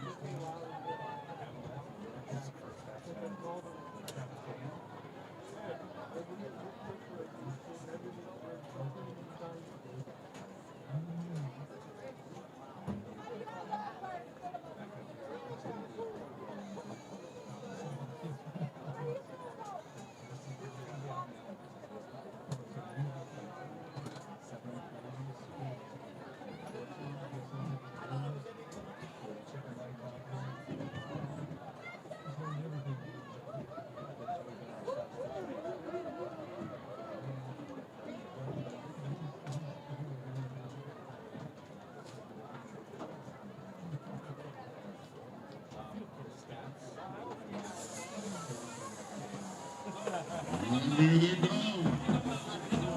Your Lake Travis Cavaliers. Welcome back in. Second half getting set to start on our way. Man, look at Lake Travis's little inflatable there. They got, not only do they have like the smoke in the air, but their smoke, they have it light up Like lightsaber as they smoke. spray it. Yeah. But it changes colors too. So, you know, it flashes between red, blue, and green. I guess we're getting a little festive here early. It is the holiday season. Crazy to think that it's that time of year as the Maroons retake the field. Yeah, I always get into, you know, when the season comes around and when the season rolls around, man, it's just, it goes so fast sometimes. It does, yeah. It It's feels engaged. like every year it goes faster and faster. It almost seems like it. You know, it feels like just like yesterday we were just getting set up. We were talking about Austin High and Westwood, and now this week it's Austin High, Lake Travis, and for Paul and I tomorrow night it's Westwood and Vista Ridge. Yeah. So maybe that's playing into the feel of That's it a little right, bit. that's It's like, man, I just saw Westwood a few weeks ago. Oh, we're doing this again. All right, here we go.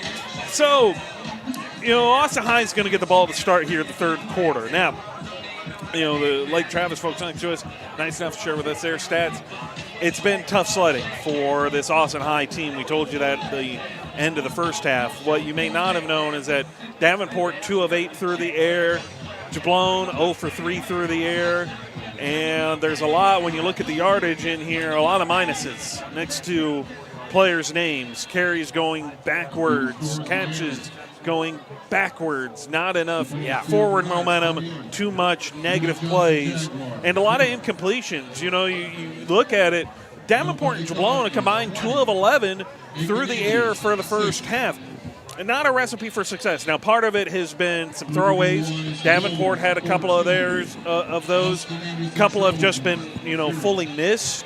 Whether it was Jablone, whether it was Davenport, they overshot it.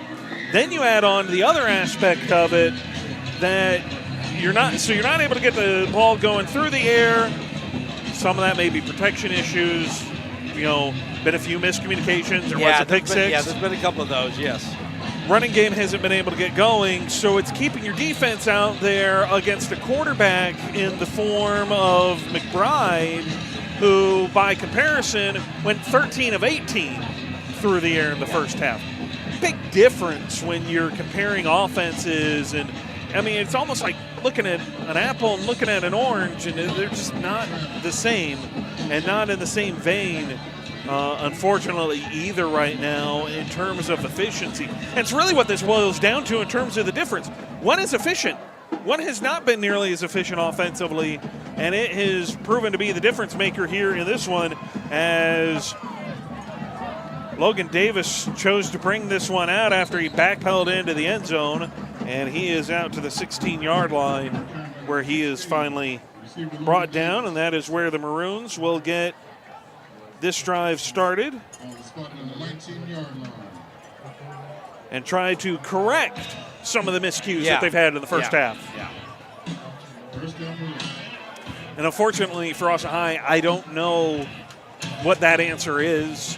We'll see what they were able to come up with, but I don't have an answer off the top of my head. I'm also not a coach, so I don't know what answers might be available to have off the top of your head. Yeah. So we'll see what they've drawn up and crafted. Now it'll be Jablone to get the start here in the third quarter. De Leon set up offset and to his right, and a 4-wide 2x2 set.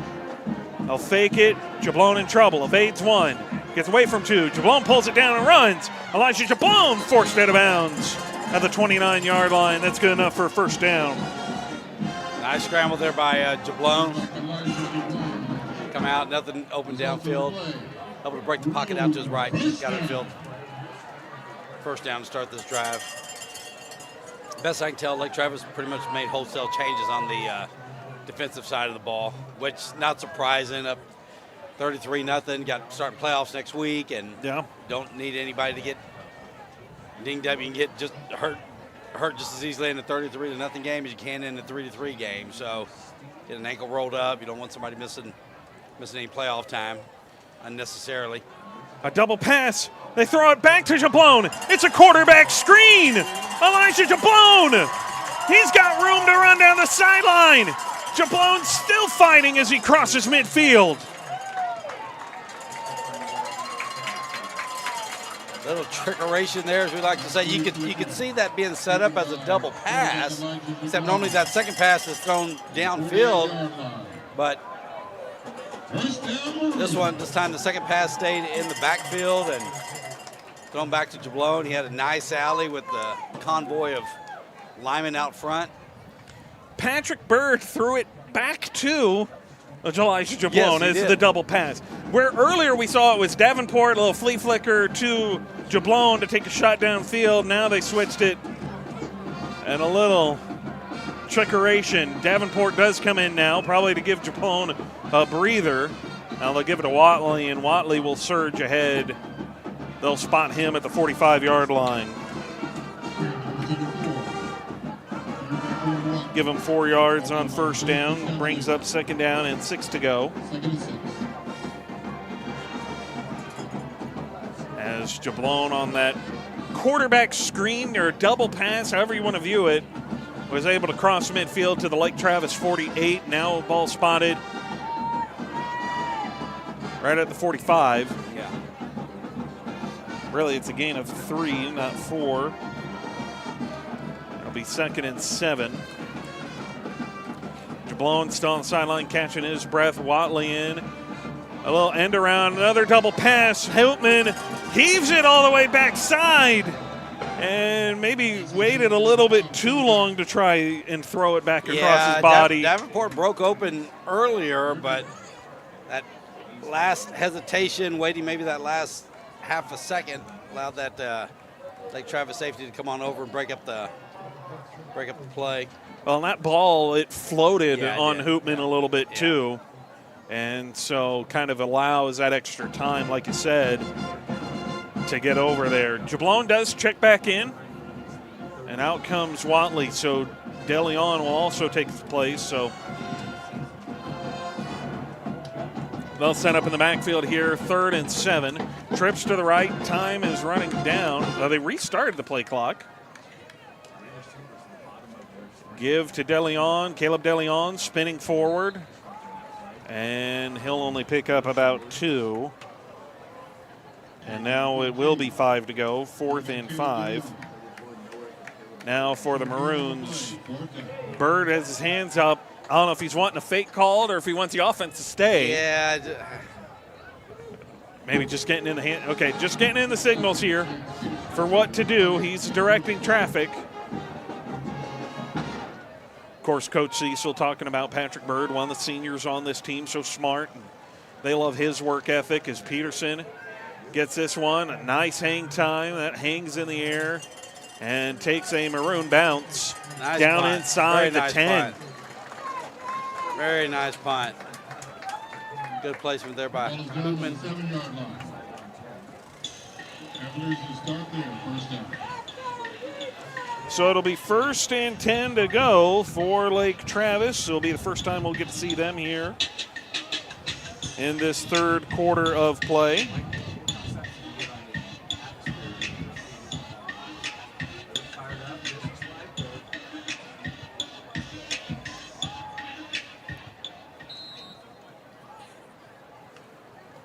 Quick snap, quick throw from McBride.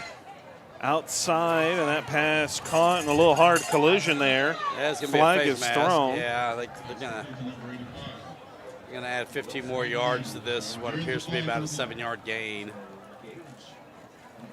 was looking. They connected with Gage Prebenda Wilson, and he was able to pick up. Looks like right now they'd give him about 5, maybe 6 even, when that flag came in. Oh, wait a minute. Oh, I thought there was a face mask. What? That is, there it is. Offsetting. Offsetting penalties. So you'll replay first down. I missed the first flag. I didn't see what the. Well, they had two. Yeah, they had the 2 come in rapid succession there. So the offsetting penalties brings up 1st and 10 again. We'll do the down over. And they'll set up 4 wide here, 3 wide rather. 2 towards the bottom of your screen. And a little give here. Glass weaving his way through his defense. Just slashing through. Actually, it was Godinez who got the carry. Bring up 2nd and 9. 2nd and 1, sorry. They picked up 9. McBride has time, and this pass sails incomplete. Bounced off the hands of his receiver, looking again in the direction of Prebenda Wilson. He couldn't get his hands up quite fast enough, and it bounced off him. Yeah, that came with some heat. He was looking downfield initially. He was given his deep route every opportunity to get free, but good coverage by the Maroons downfield, so he had to check it down. I think he forgot to take some touch off that. I think he was gearing up for a long throw. He'll come back. He'll screen here to this near side, and Weston Smith is swung out of bounds as he'll cross the 25-yard line out to the 27. Brings up 1st down and 10 once again for this Lake Travis offense. They'll set up trips top of your screen with McBride out of the gun. Godinez offset to the right. Tying to that side, snap, give. And Godinez tried to go under and between his own teammates' legs. He almost did it. He saw the opening and just tried to dive through, kind of like, you remember you have your kid and it's like creating a little tunnel or a bridge or something for them to just go on through. Or when you'd swing them back and forth. I know some parents probably did that. Yeah.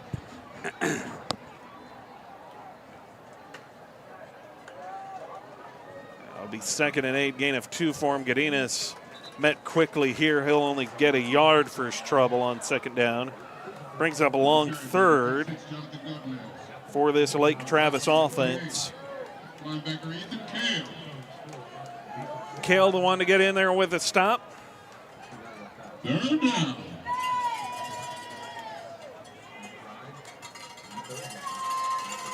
McBride with 4 wide trips, top your screen to start. He'll fire up the seam, and it's caught.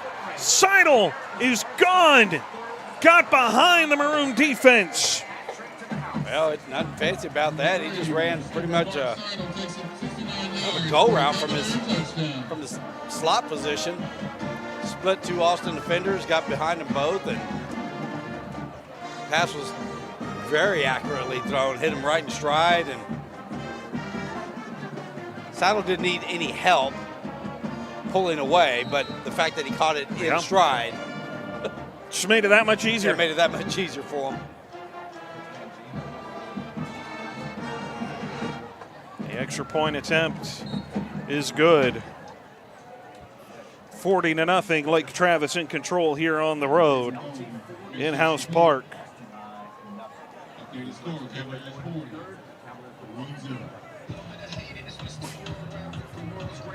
Those flag bearers for Lake Travis, boy, they're getting a workout. They're getting a workout tonight. Do they have alternates? That's the question. You know, some of these teams, they bring alternate flag bearers if they think it will get lopsided. Because we saw it at Westlake. Westlake, they rotated off. That's right, they did. Who had to bear the burden of the flag. I do not see alternates for Lake Travis, though. Looks like the same crew. They're Just the same starters. crew. Maybe they called the track team over because, to have to run up and down the field. Yeah, but, you got to have that combination of strength because you're running with that big flag. Yeah, you got that flag. You got to have that kind of well, I mean, bring over the track team, call it resistance training, So there you go. and let them run with it. Go. There you go. Good point. Like running with the parachute on your back. Yeah, there you go. It's kind of that like next step down, right? It's a lighter version of that. It's less intensive. Honestly, in all honesty, if we're telling it the way it is, just by looking at them and the jerseys they're wearing, most likely it's JV kids. Yeah. Or the freshman kids having to, pay their dues. This kick will be fielded. Logan Davis trying to get outside, slips one tackle, gets away from another, spins free of a third. Davis still on his feet, finally brought down out of the 34-yard line. On return by number 16, Logan Davis. Nice return by Davis.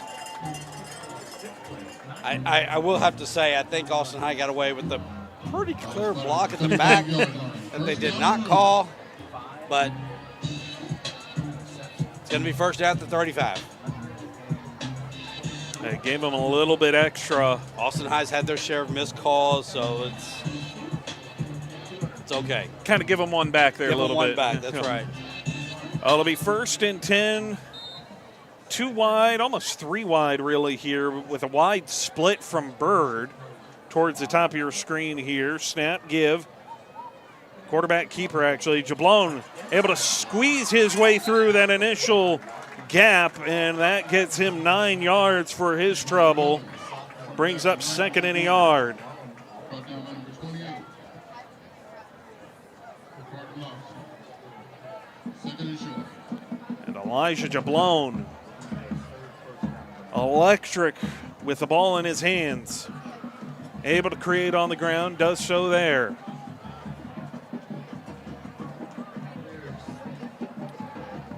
They'll come back. They'll split out trips bunch here, bottom of your screen. Snap, give, DeLeon. Starts inside, and I think he maybe got back to the initial line of scrimmage. I thought maybe he lost a yard initially. Second effort, I think, got him back there, though. Looked like he may have just hit the wrong hole. I thought he had something going to the right when he was moving to his left. And he put his shoulder pads down, too, pretty early, like he was expecting contact almost really quickly. And then it's like, and he stopped his feet, and it's like when he didn't get hit, it caught him by surprise, had to try and start up again. As they'll set this back up, trips bunch, bottom of your screen again. Jablon just going to keep it, running to his right. He's got the first down and then some, out to midfield, and they'll blow this one dead with everybody still standing. Well, nothing fancy about that. He just took the snap and got behind a convoy of blockers. You could tell pretty much from the get-go he was going to get the first down. Yeah. There was no one really with Lake Travis that got immediately to the ball. So nice play design there. They'll pull Jablon. In will come Davenport. Jablon gets a breather on the sideline. So Davenport comes in with Watley as his battery mate in the backfield. 3 wide, 2 top of your screen. Snap, Davenport. Play fake. He'll roll to his left. Looks. Throwing on the run. Pass is caught. Couple yards short of the line to gain, but Logan Davis able to pull it in.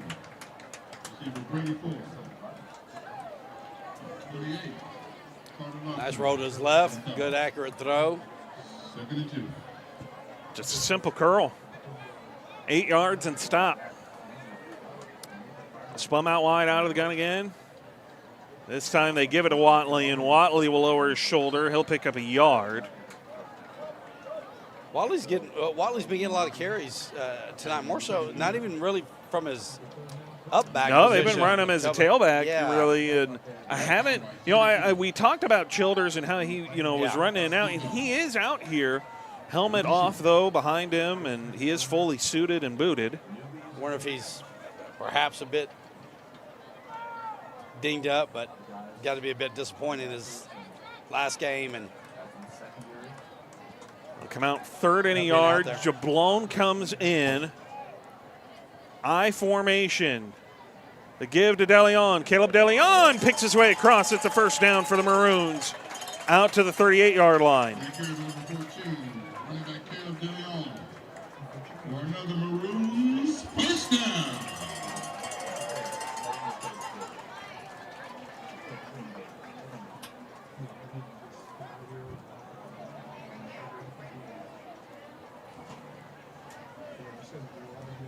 Keep Jablon out there. Very methodical drive right now for this Austin High offense.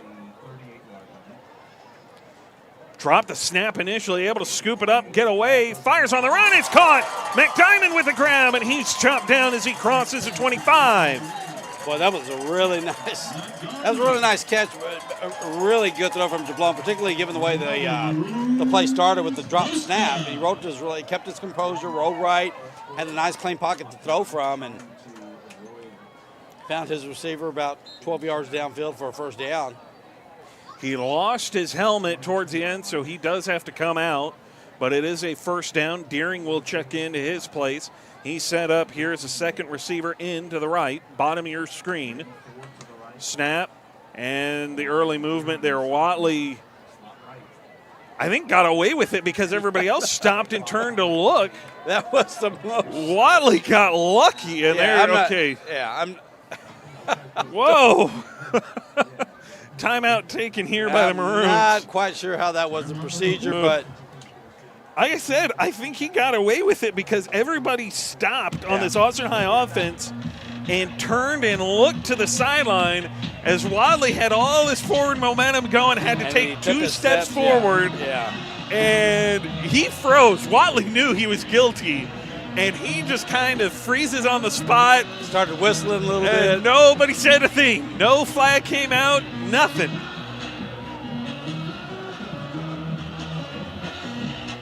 Ignorance is bliss, I guess. It's all you can boil that down to. That's right. That's right. Ignorance is bliss.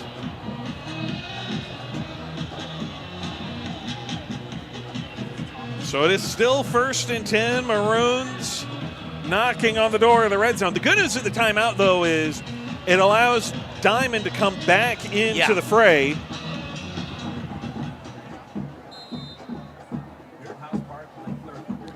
Out of the gun, trips top of your screen. Snap, play fake. Davenport hurls this one to the end zone. Davis got it! Touchdown, Austin High! Well, nice play design there. Davenport had time to throw from a clean pocket on the rollout. You could see Davis breaking early behind the Lake Travis secondary. Got behind him quick. Davenport recognized it, put the ball in a really good spot. Still a very nice catch by Davis. He had to go up to get it. There was a defender that was able to close on it, but Davis came down with it. Actually, it was Brady Ford, Ford. Able to climb the ladder and pull one in, and the Maroons take the goose egg off the board, 40-7.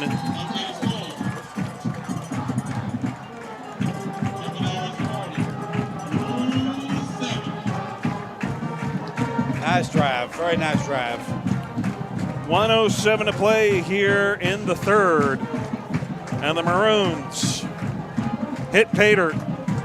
Very slow, very methodical drive. I'm trying to think of the best way to phrase this. It almost feels, when you look at Austin High in the first half to the way this drive went here in the second half, it's almost like the Maroons kind of got back over their skis a little bit. It looked like the first half they were almost too wild, too reckless, too excited. They were all over the place. Nobody was in sync. And it just almost seemed like they got overwhelmed, were out over their skis. Coach Cecil and the staff at halftime able to reel them back in. Much more composed drive from the Maroons that time to march down the field, put points on the board. Very well done, well done. A lot of people helping on that drive. Had both Davenport and Jablon made very nice plays. Ford with an excellent catch. McDiamond with a really nice snag. Just spreading the love around. Yeah, a little bit of everything. Hoopman had a grab. Davis had a that's right. grab. You know, and Ford obviously with the touchdown grab. Watley had a couple carries. Chaplone got his legs in. De Leon had a couple of little nice runs.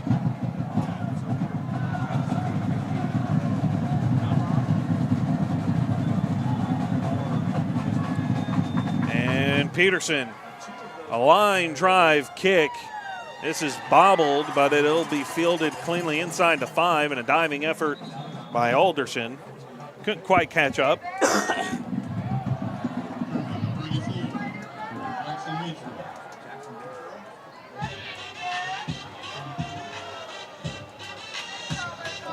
So a decent little return there by Jackson Mitro. Sets up Lake Travis, excuse me.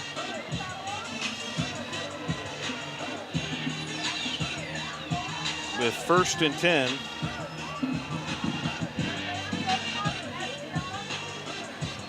At their own 15-yard line.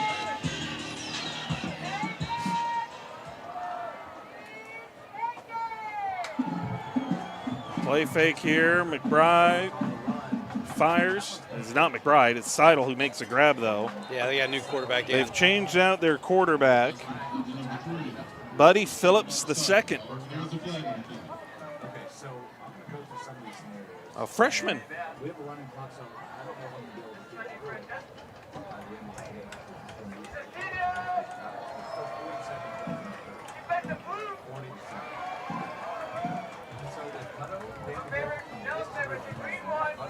So 40-7 point game. The penalty, though, backs this up as a running clock has been instituted here.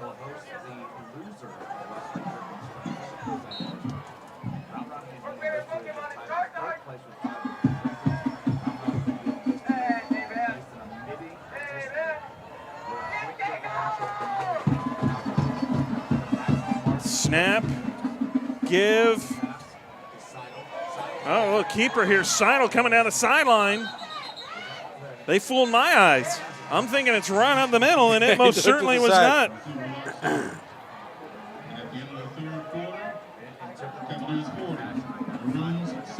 So I'll take it into the end of the 3rd. And so it has been all Cavaliers in this one. Lake Travis up 40-7 on the Maroons as we go into the 4th quarter. You're watching Maroon football here on the Vibe Live Network.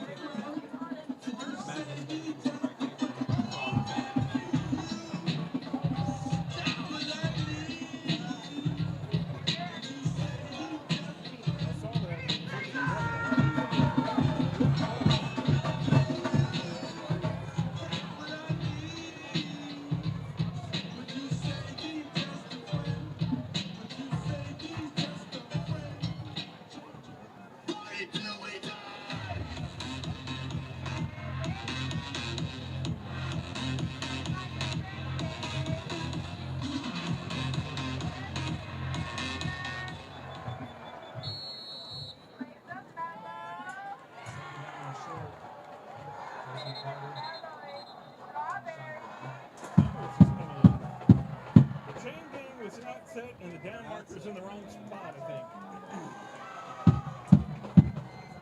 Okay, never mind. It's not. It's second and now. That's a side.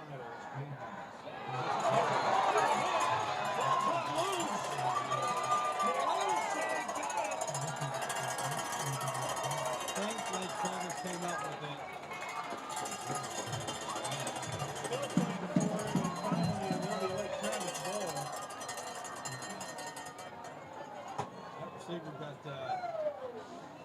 We got lit up pretty well. He was just able to get his hands back down. Over back in.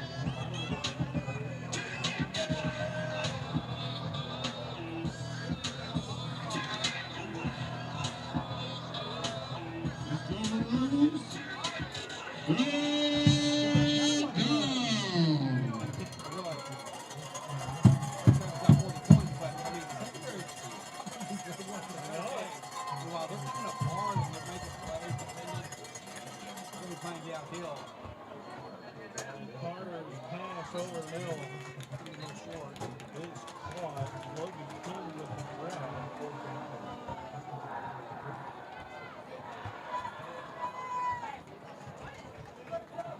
Bring up Ball is completed yards short of the line of game. be a long yard. Fourth down.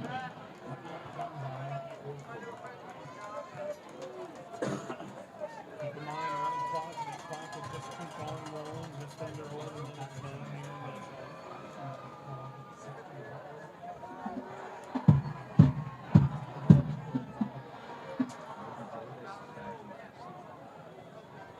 Davis backing up to his own, say back up to 43.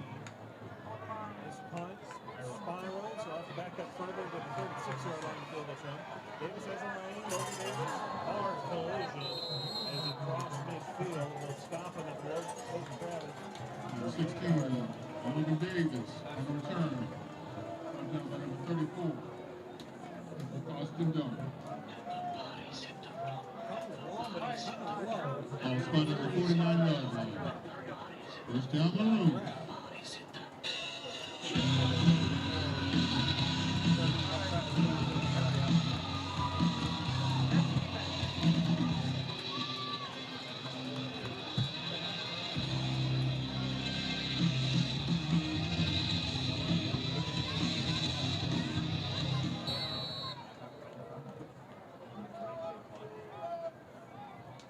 Start with Jablon under center. He'll fake it. Quick roll out. Fire downfield and complete. Got to hit that cover a little bit quicker. Jimmy Arnold. Gave that receiver too much time to run himself basically out of the play. He gets too close to the boundary. He'll set it. The receiver short, but shoot that intermediate throw, deep throw. That's going to take it off. Yeah. Instead, it's second and 10. Come under center. Fake here. Jablon in trouble. Lost the ball. And Jablon just has a fall on it back at the 33-yard line. We'll give it to the 34.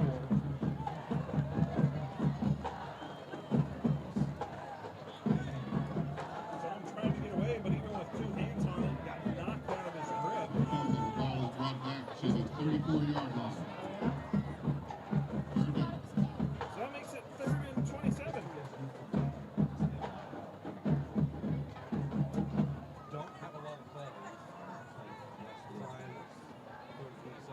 No, not that I know of. And usually it means your defense can tee off, trips top of your screen. Play fake, Davenport looking, Davenport in trouble. Out it goes. Drop back inside the 25-yard line. Actually, I'll spot him right at the 25 where he started to go down. Austin Dunn. Fourth down. 4th and 36 to go for the Maroons. This one.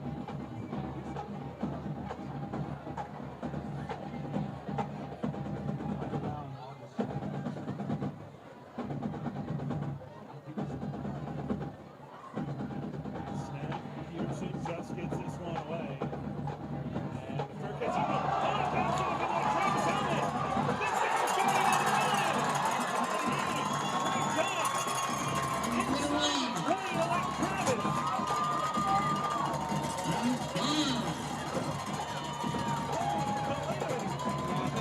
The ball will be marked. I guess considered as much. So you can't return it. You can't take down the run from it. But we also high ball set. Austin Maroons on the 26-yard line.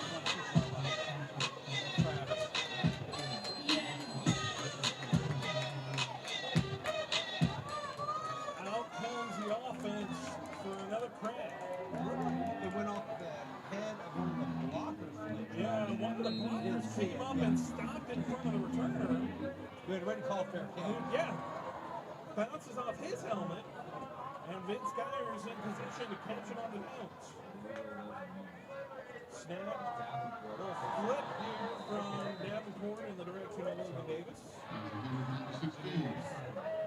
I guess incomplete. It was technically forward, it's a forward pass, but it's kind of like a forward pitch. Yeah.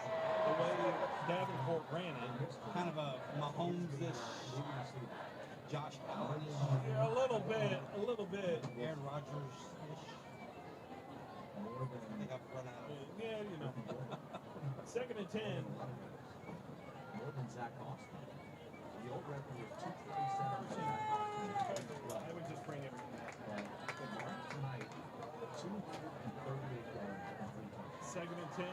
Give keeper, actually, Jabone. A big one. Nice little sidestep cut. Quarterback Elijah Jablon. Results of the play, Maroon first down. 3-7, but the way this offense moving and the intensity they're showing, you wouldn't know it. They are not waiting around here.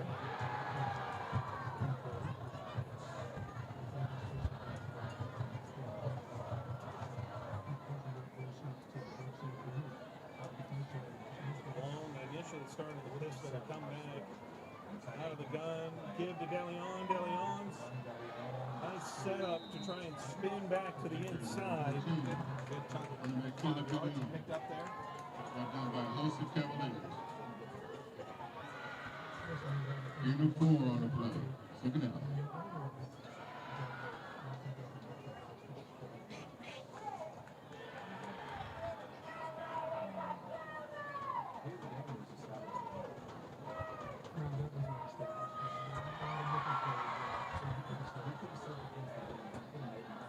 So the second, really it's about 6. I'd say DeLeon was only able to pick up 4. They'll fake it to him. Jablone in trouble. Of age to his right. Fires in the end zone. Incomplete.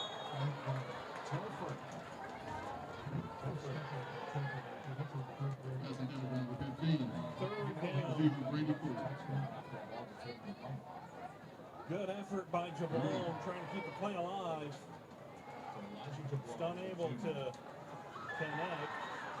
They'll pull DeLeon. In will come Logan Davis.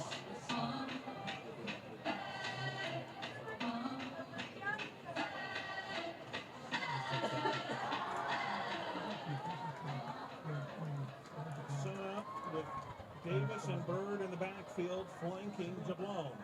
He'll drop back to throw. He's in trouble right away. Jablone dancing to his left. Lost this to the end zone. Incomplete. Was looking for Ford in the back pylon. Receiver Brady Ford. And Ford could not pull it in. 4th and 6 for the Maroon offense. Go for it.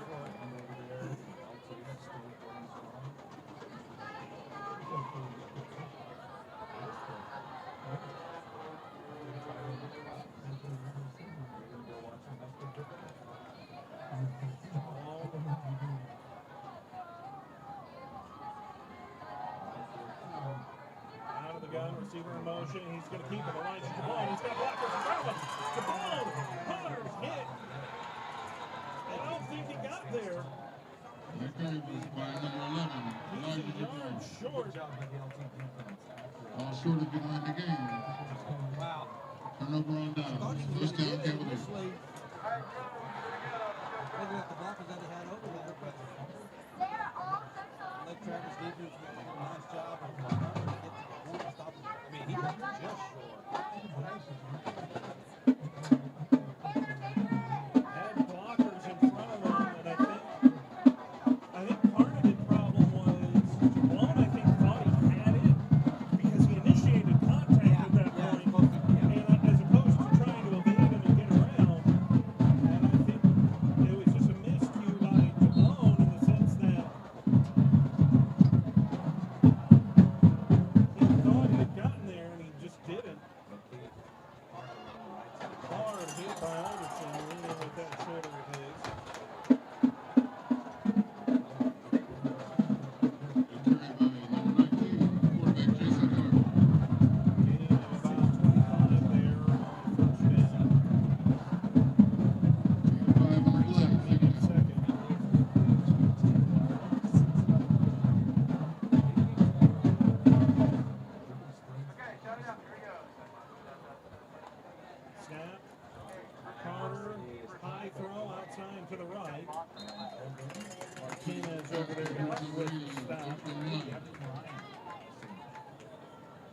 Third down. Grab by Frem Ryan. We're not entirely sure. But Orion, I know that part I can see and can easily tell you. Just so I can tell you it is 3rd and about 3. Like Travis offense.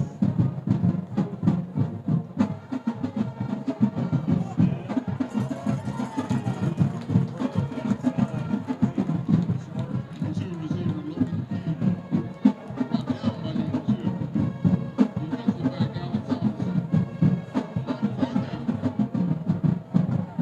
Brings up 4th down, and Mike Travis will send out their rookie.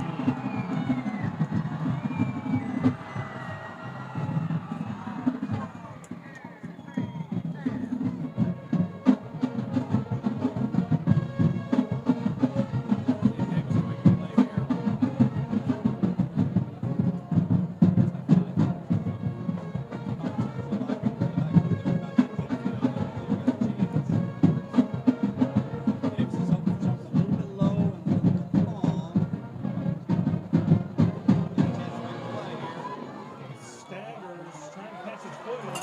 Davis still on his feet, and he's out across to the 36-yard line.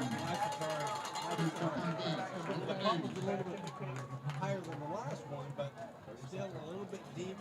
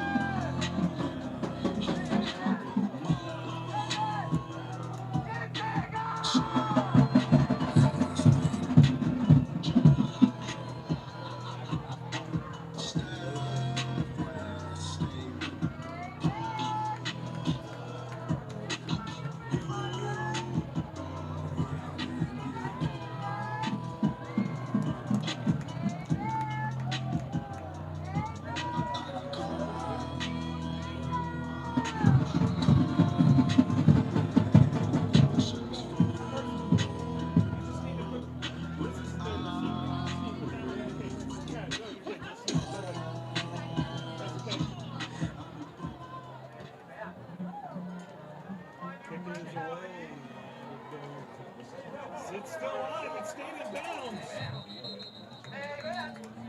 And a whistle again in about the 4. That was near disaster for what About, yeah. Literally got to the yard line, half-inch line, yeah. I think it's inside the 4. Travis turns on the field all the way. Well, he was up again because he couldn't just make that onside kick. Which I don't know why they would anticipate that. It's just because of where it's at. Hockenheim has not shown that they're willing to do that at this time of On the spot on the 4 the yards. game and these games when it's been this lopsided. First down, Beverly. They haven't gone to that.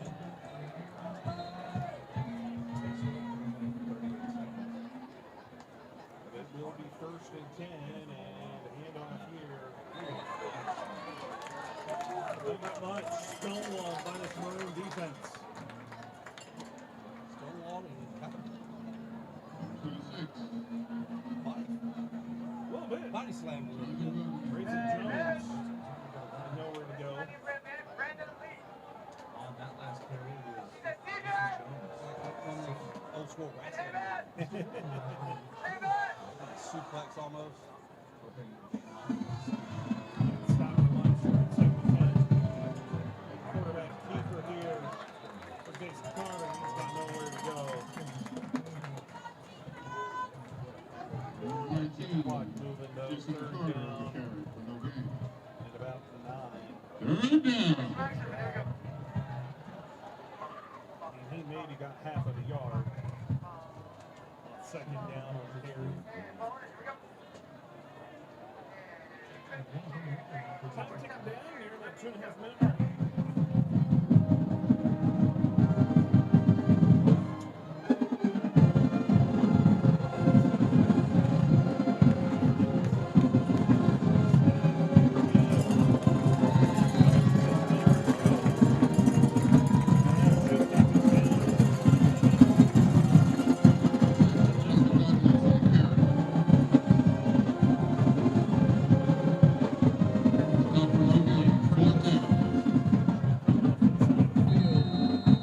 Let's talk about it. 2-minute warning. Be a long 4th down for the Cavaliers. I wonder if they were watching him call a timeout. I mean, you didn't do the outside kick. Just to try to get that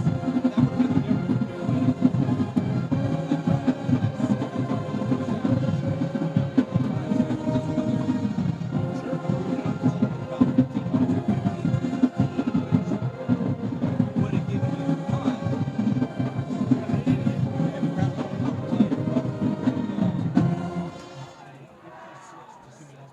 Maroon. Very different realms. Remember the senior of walk-on. approach here. When Never we the stop final and look logo at it. forever on senior football. Cheers, man. Red Jackets gonna go in, You know, the Maroons. making way for the far end zone. Davis is literally Field trying by to the field He's got all kinds of room. He's got all sorts From of sideline to sideline. Walk from the left of the field. Out Very of the nice. south. That's the first one face. Let Travis Hunter. Davis has to come up. And he left it. And then Davis falls on top of it. He saw all that green grass grow. And he jumped on it maybe a little bit too early. He said, "This is it, my last one. Number 16. My last one is Logan Davis. That's okay. He's had 5 At the 34-yard He's had a really line. good season. Yes. You know, I mean, Maroons will start there. 1st down. he's been electric. You know, the Bowie folks, when we were up there last week, we were talking to them, and they were talking about the broadcast. I think Davis was fun to watch, and he's been fun to call. He's been that way all season. He's just been electric with the ball in his hands. Unfortunately, kind of the same way last season. Just a little overshadowed, but well, sure. I mean, you had, Bryson Batts on this roster, and Dominic Harrington. There's Patrick Bird with a nice run. They will pick up the 1st down. Patrick Bird. We'll go for the flag. First down. Is gonna, overshadow, I think, a lot of folks on this roster with the talent that he brings to the table. You add on there Donovan Kirchhoff, and then he brings and drops snap by Jablon. Jablon got away initially, but he grabbed onto that jersey. It's like watching a rodeo. Grabbed on, held on for dear life. Tied him up. That rope Quarterback right. number 11, Elijah Jablon. Brought down by number 90. Lucian Wood. Don't lose about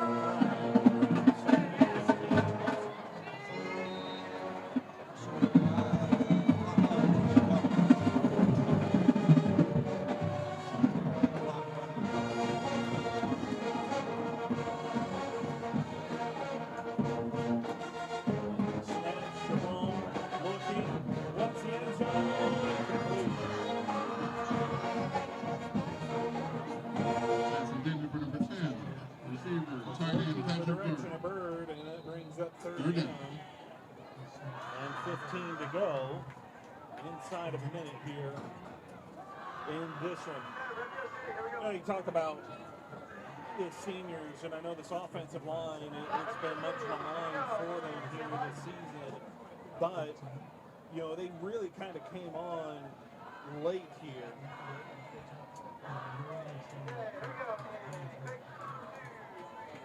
And, you know, they've done their part. This offensive line has really come on strong as Jablon lofts this one in the end zone, incomplete.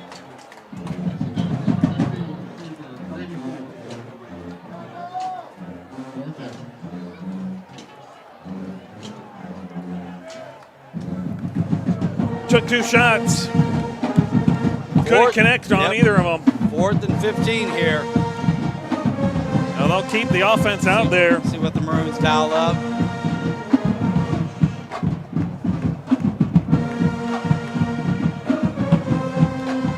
Jablon with 48 seconds remaining in this one. That play clock, though, is winding down. They break it with 10. They've got all their timeouts left. I'm a little surprised they did not. They split De Leon out wide. It was an empty backfield. Jablon fires over the middle. Incomplete. Was looking for Hoopman over the middle.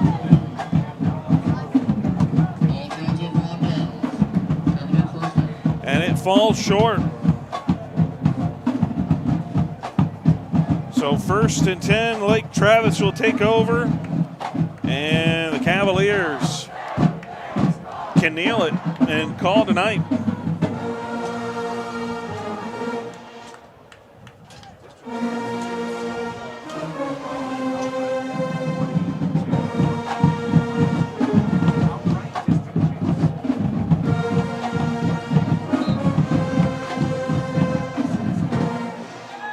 See if Lake Travis will do just that, or if they want to get some of these guys a little more experience.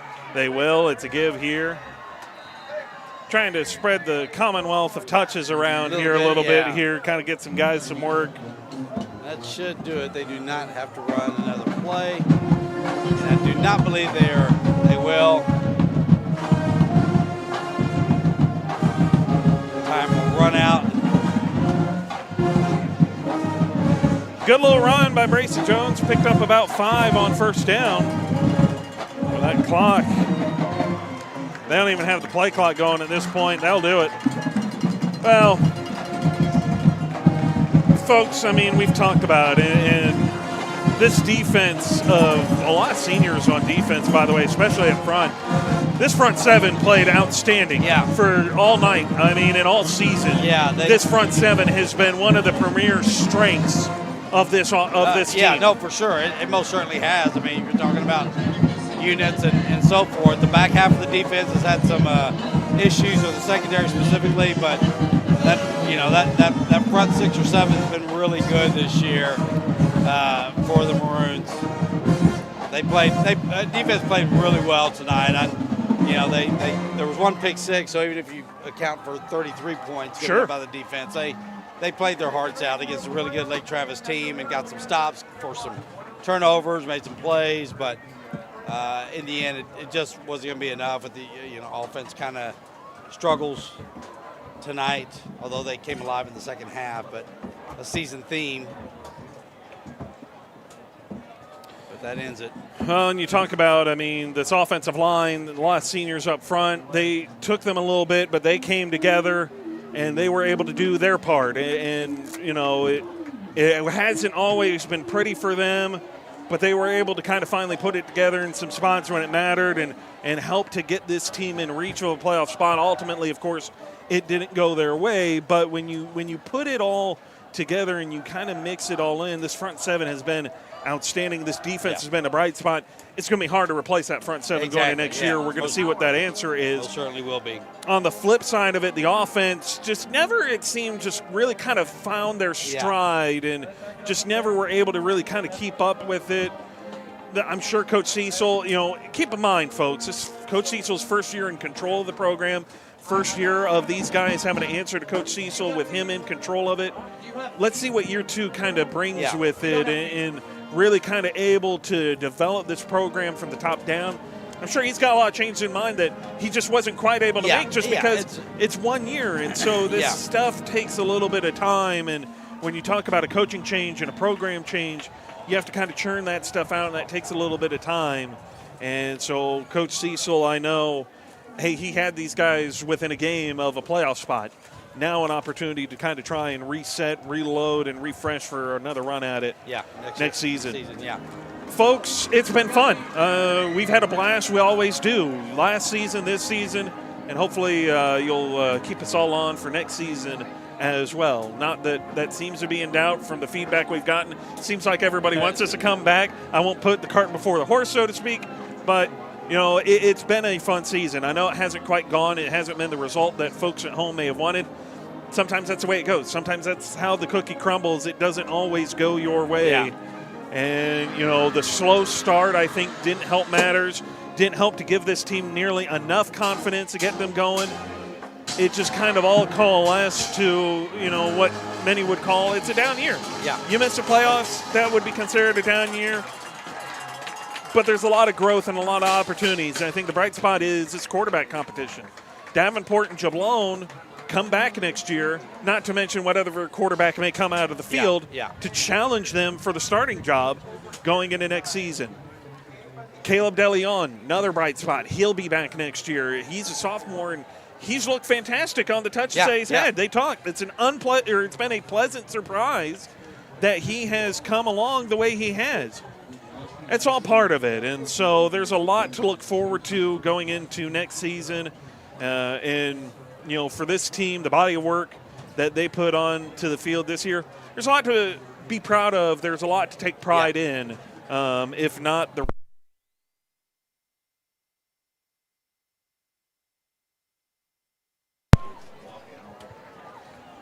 There we go. If not the record, there's a lot to hang your hat on, be proud of. If not the record, then, you know, there's a lot to hang your hat on in terms of what the defense has done. Certainly some special moments from the offense this season. That Del Valle game, of course, is going to stand out there as well. That'll do it. Lake Travis is going to get the win 40-14, and that'll do it for us here on the Vibe Live Network. On behalf of our entire broadcast crew, Paul Longoria, I'm David Roy signing off here from House Park.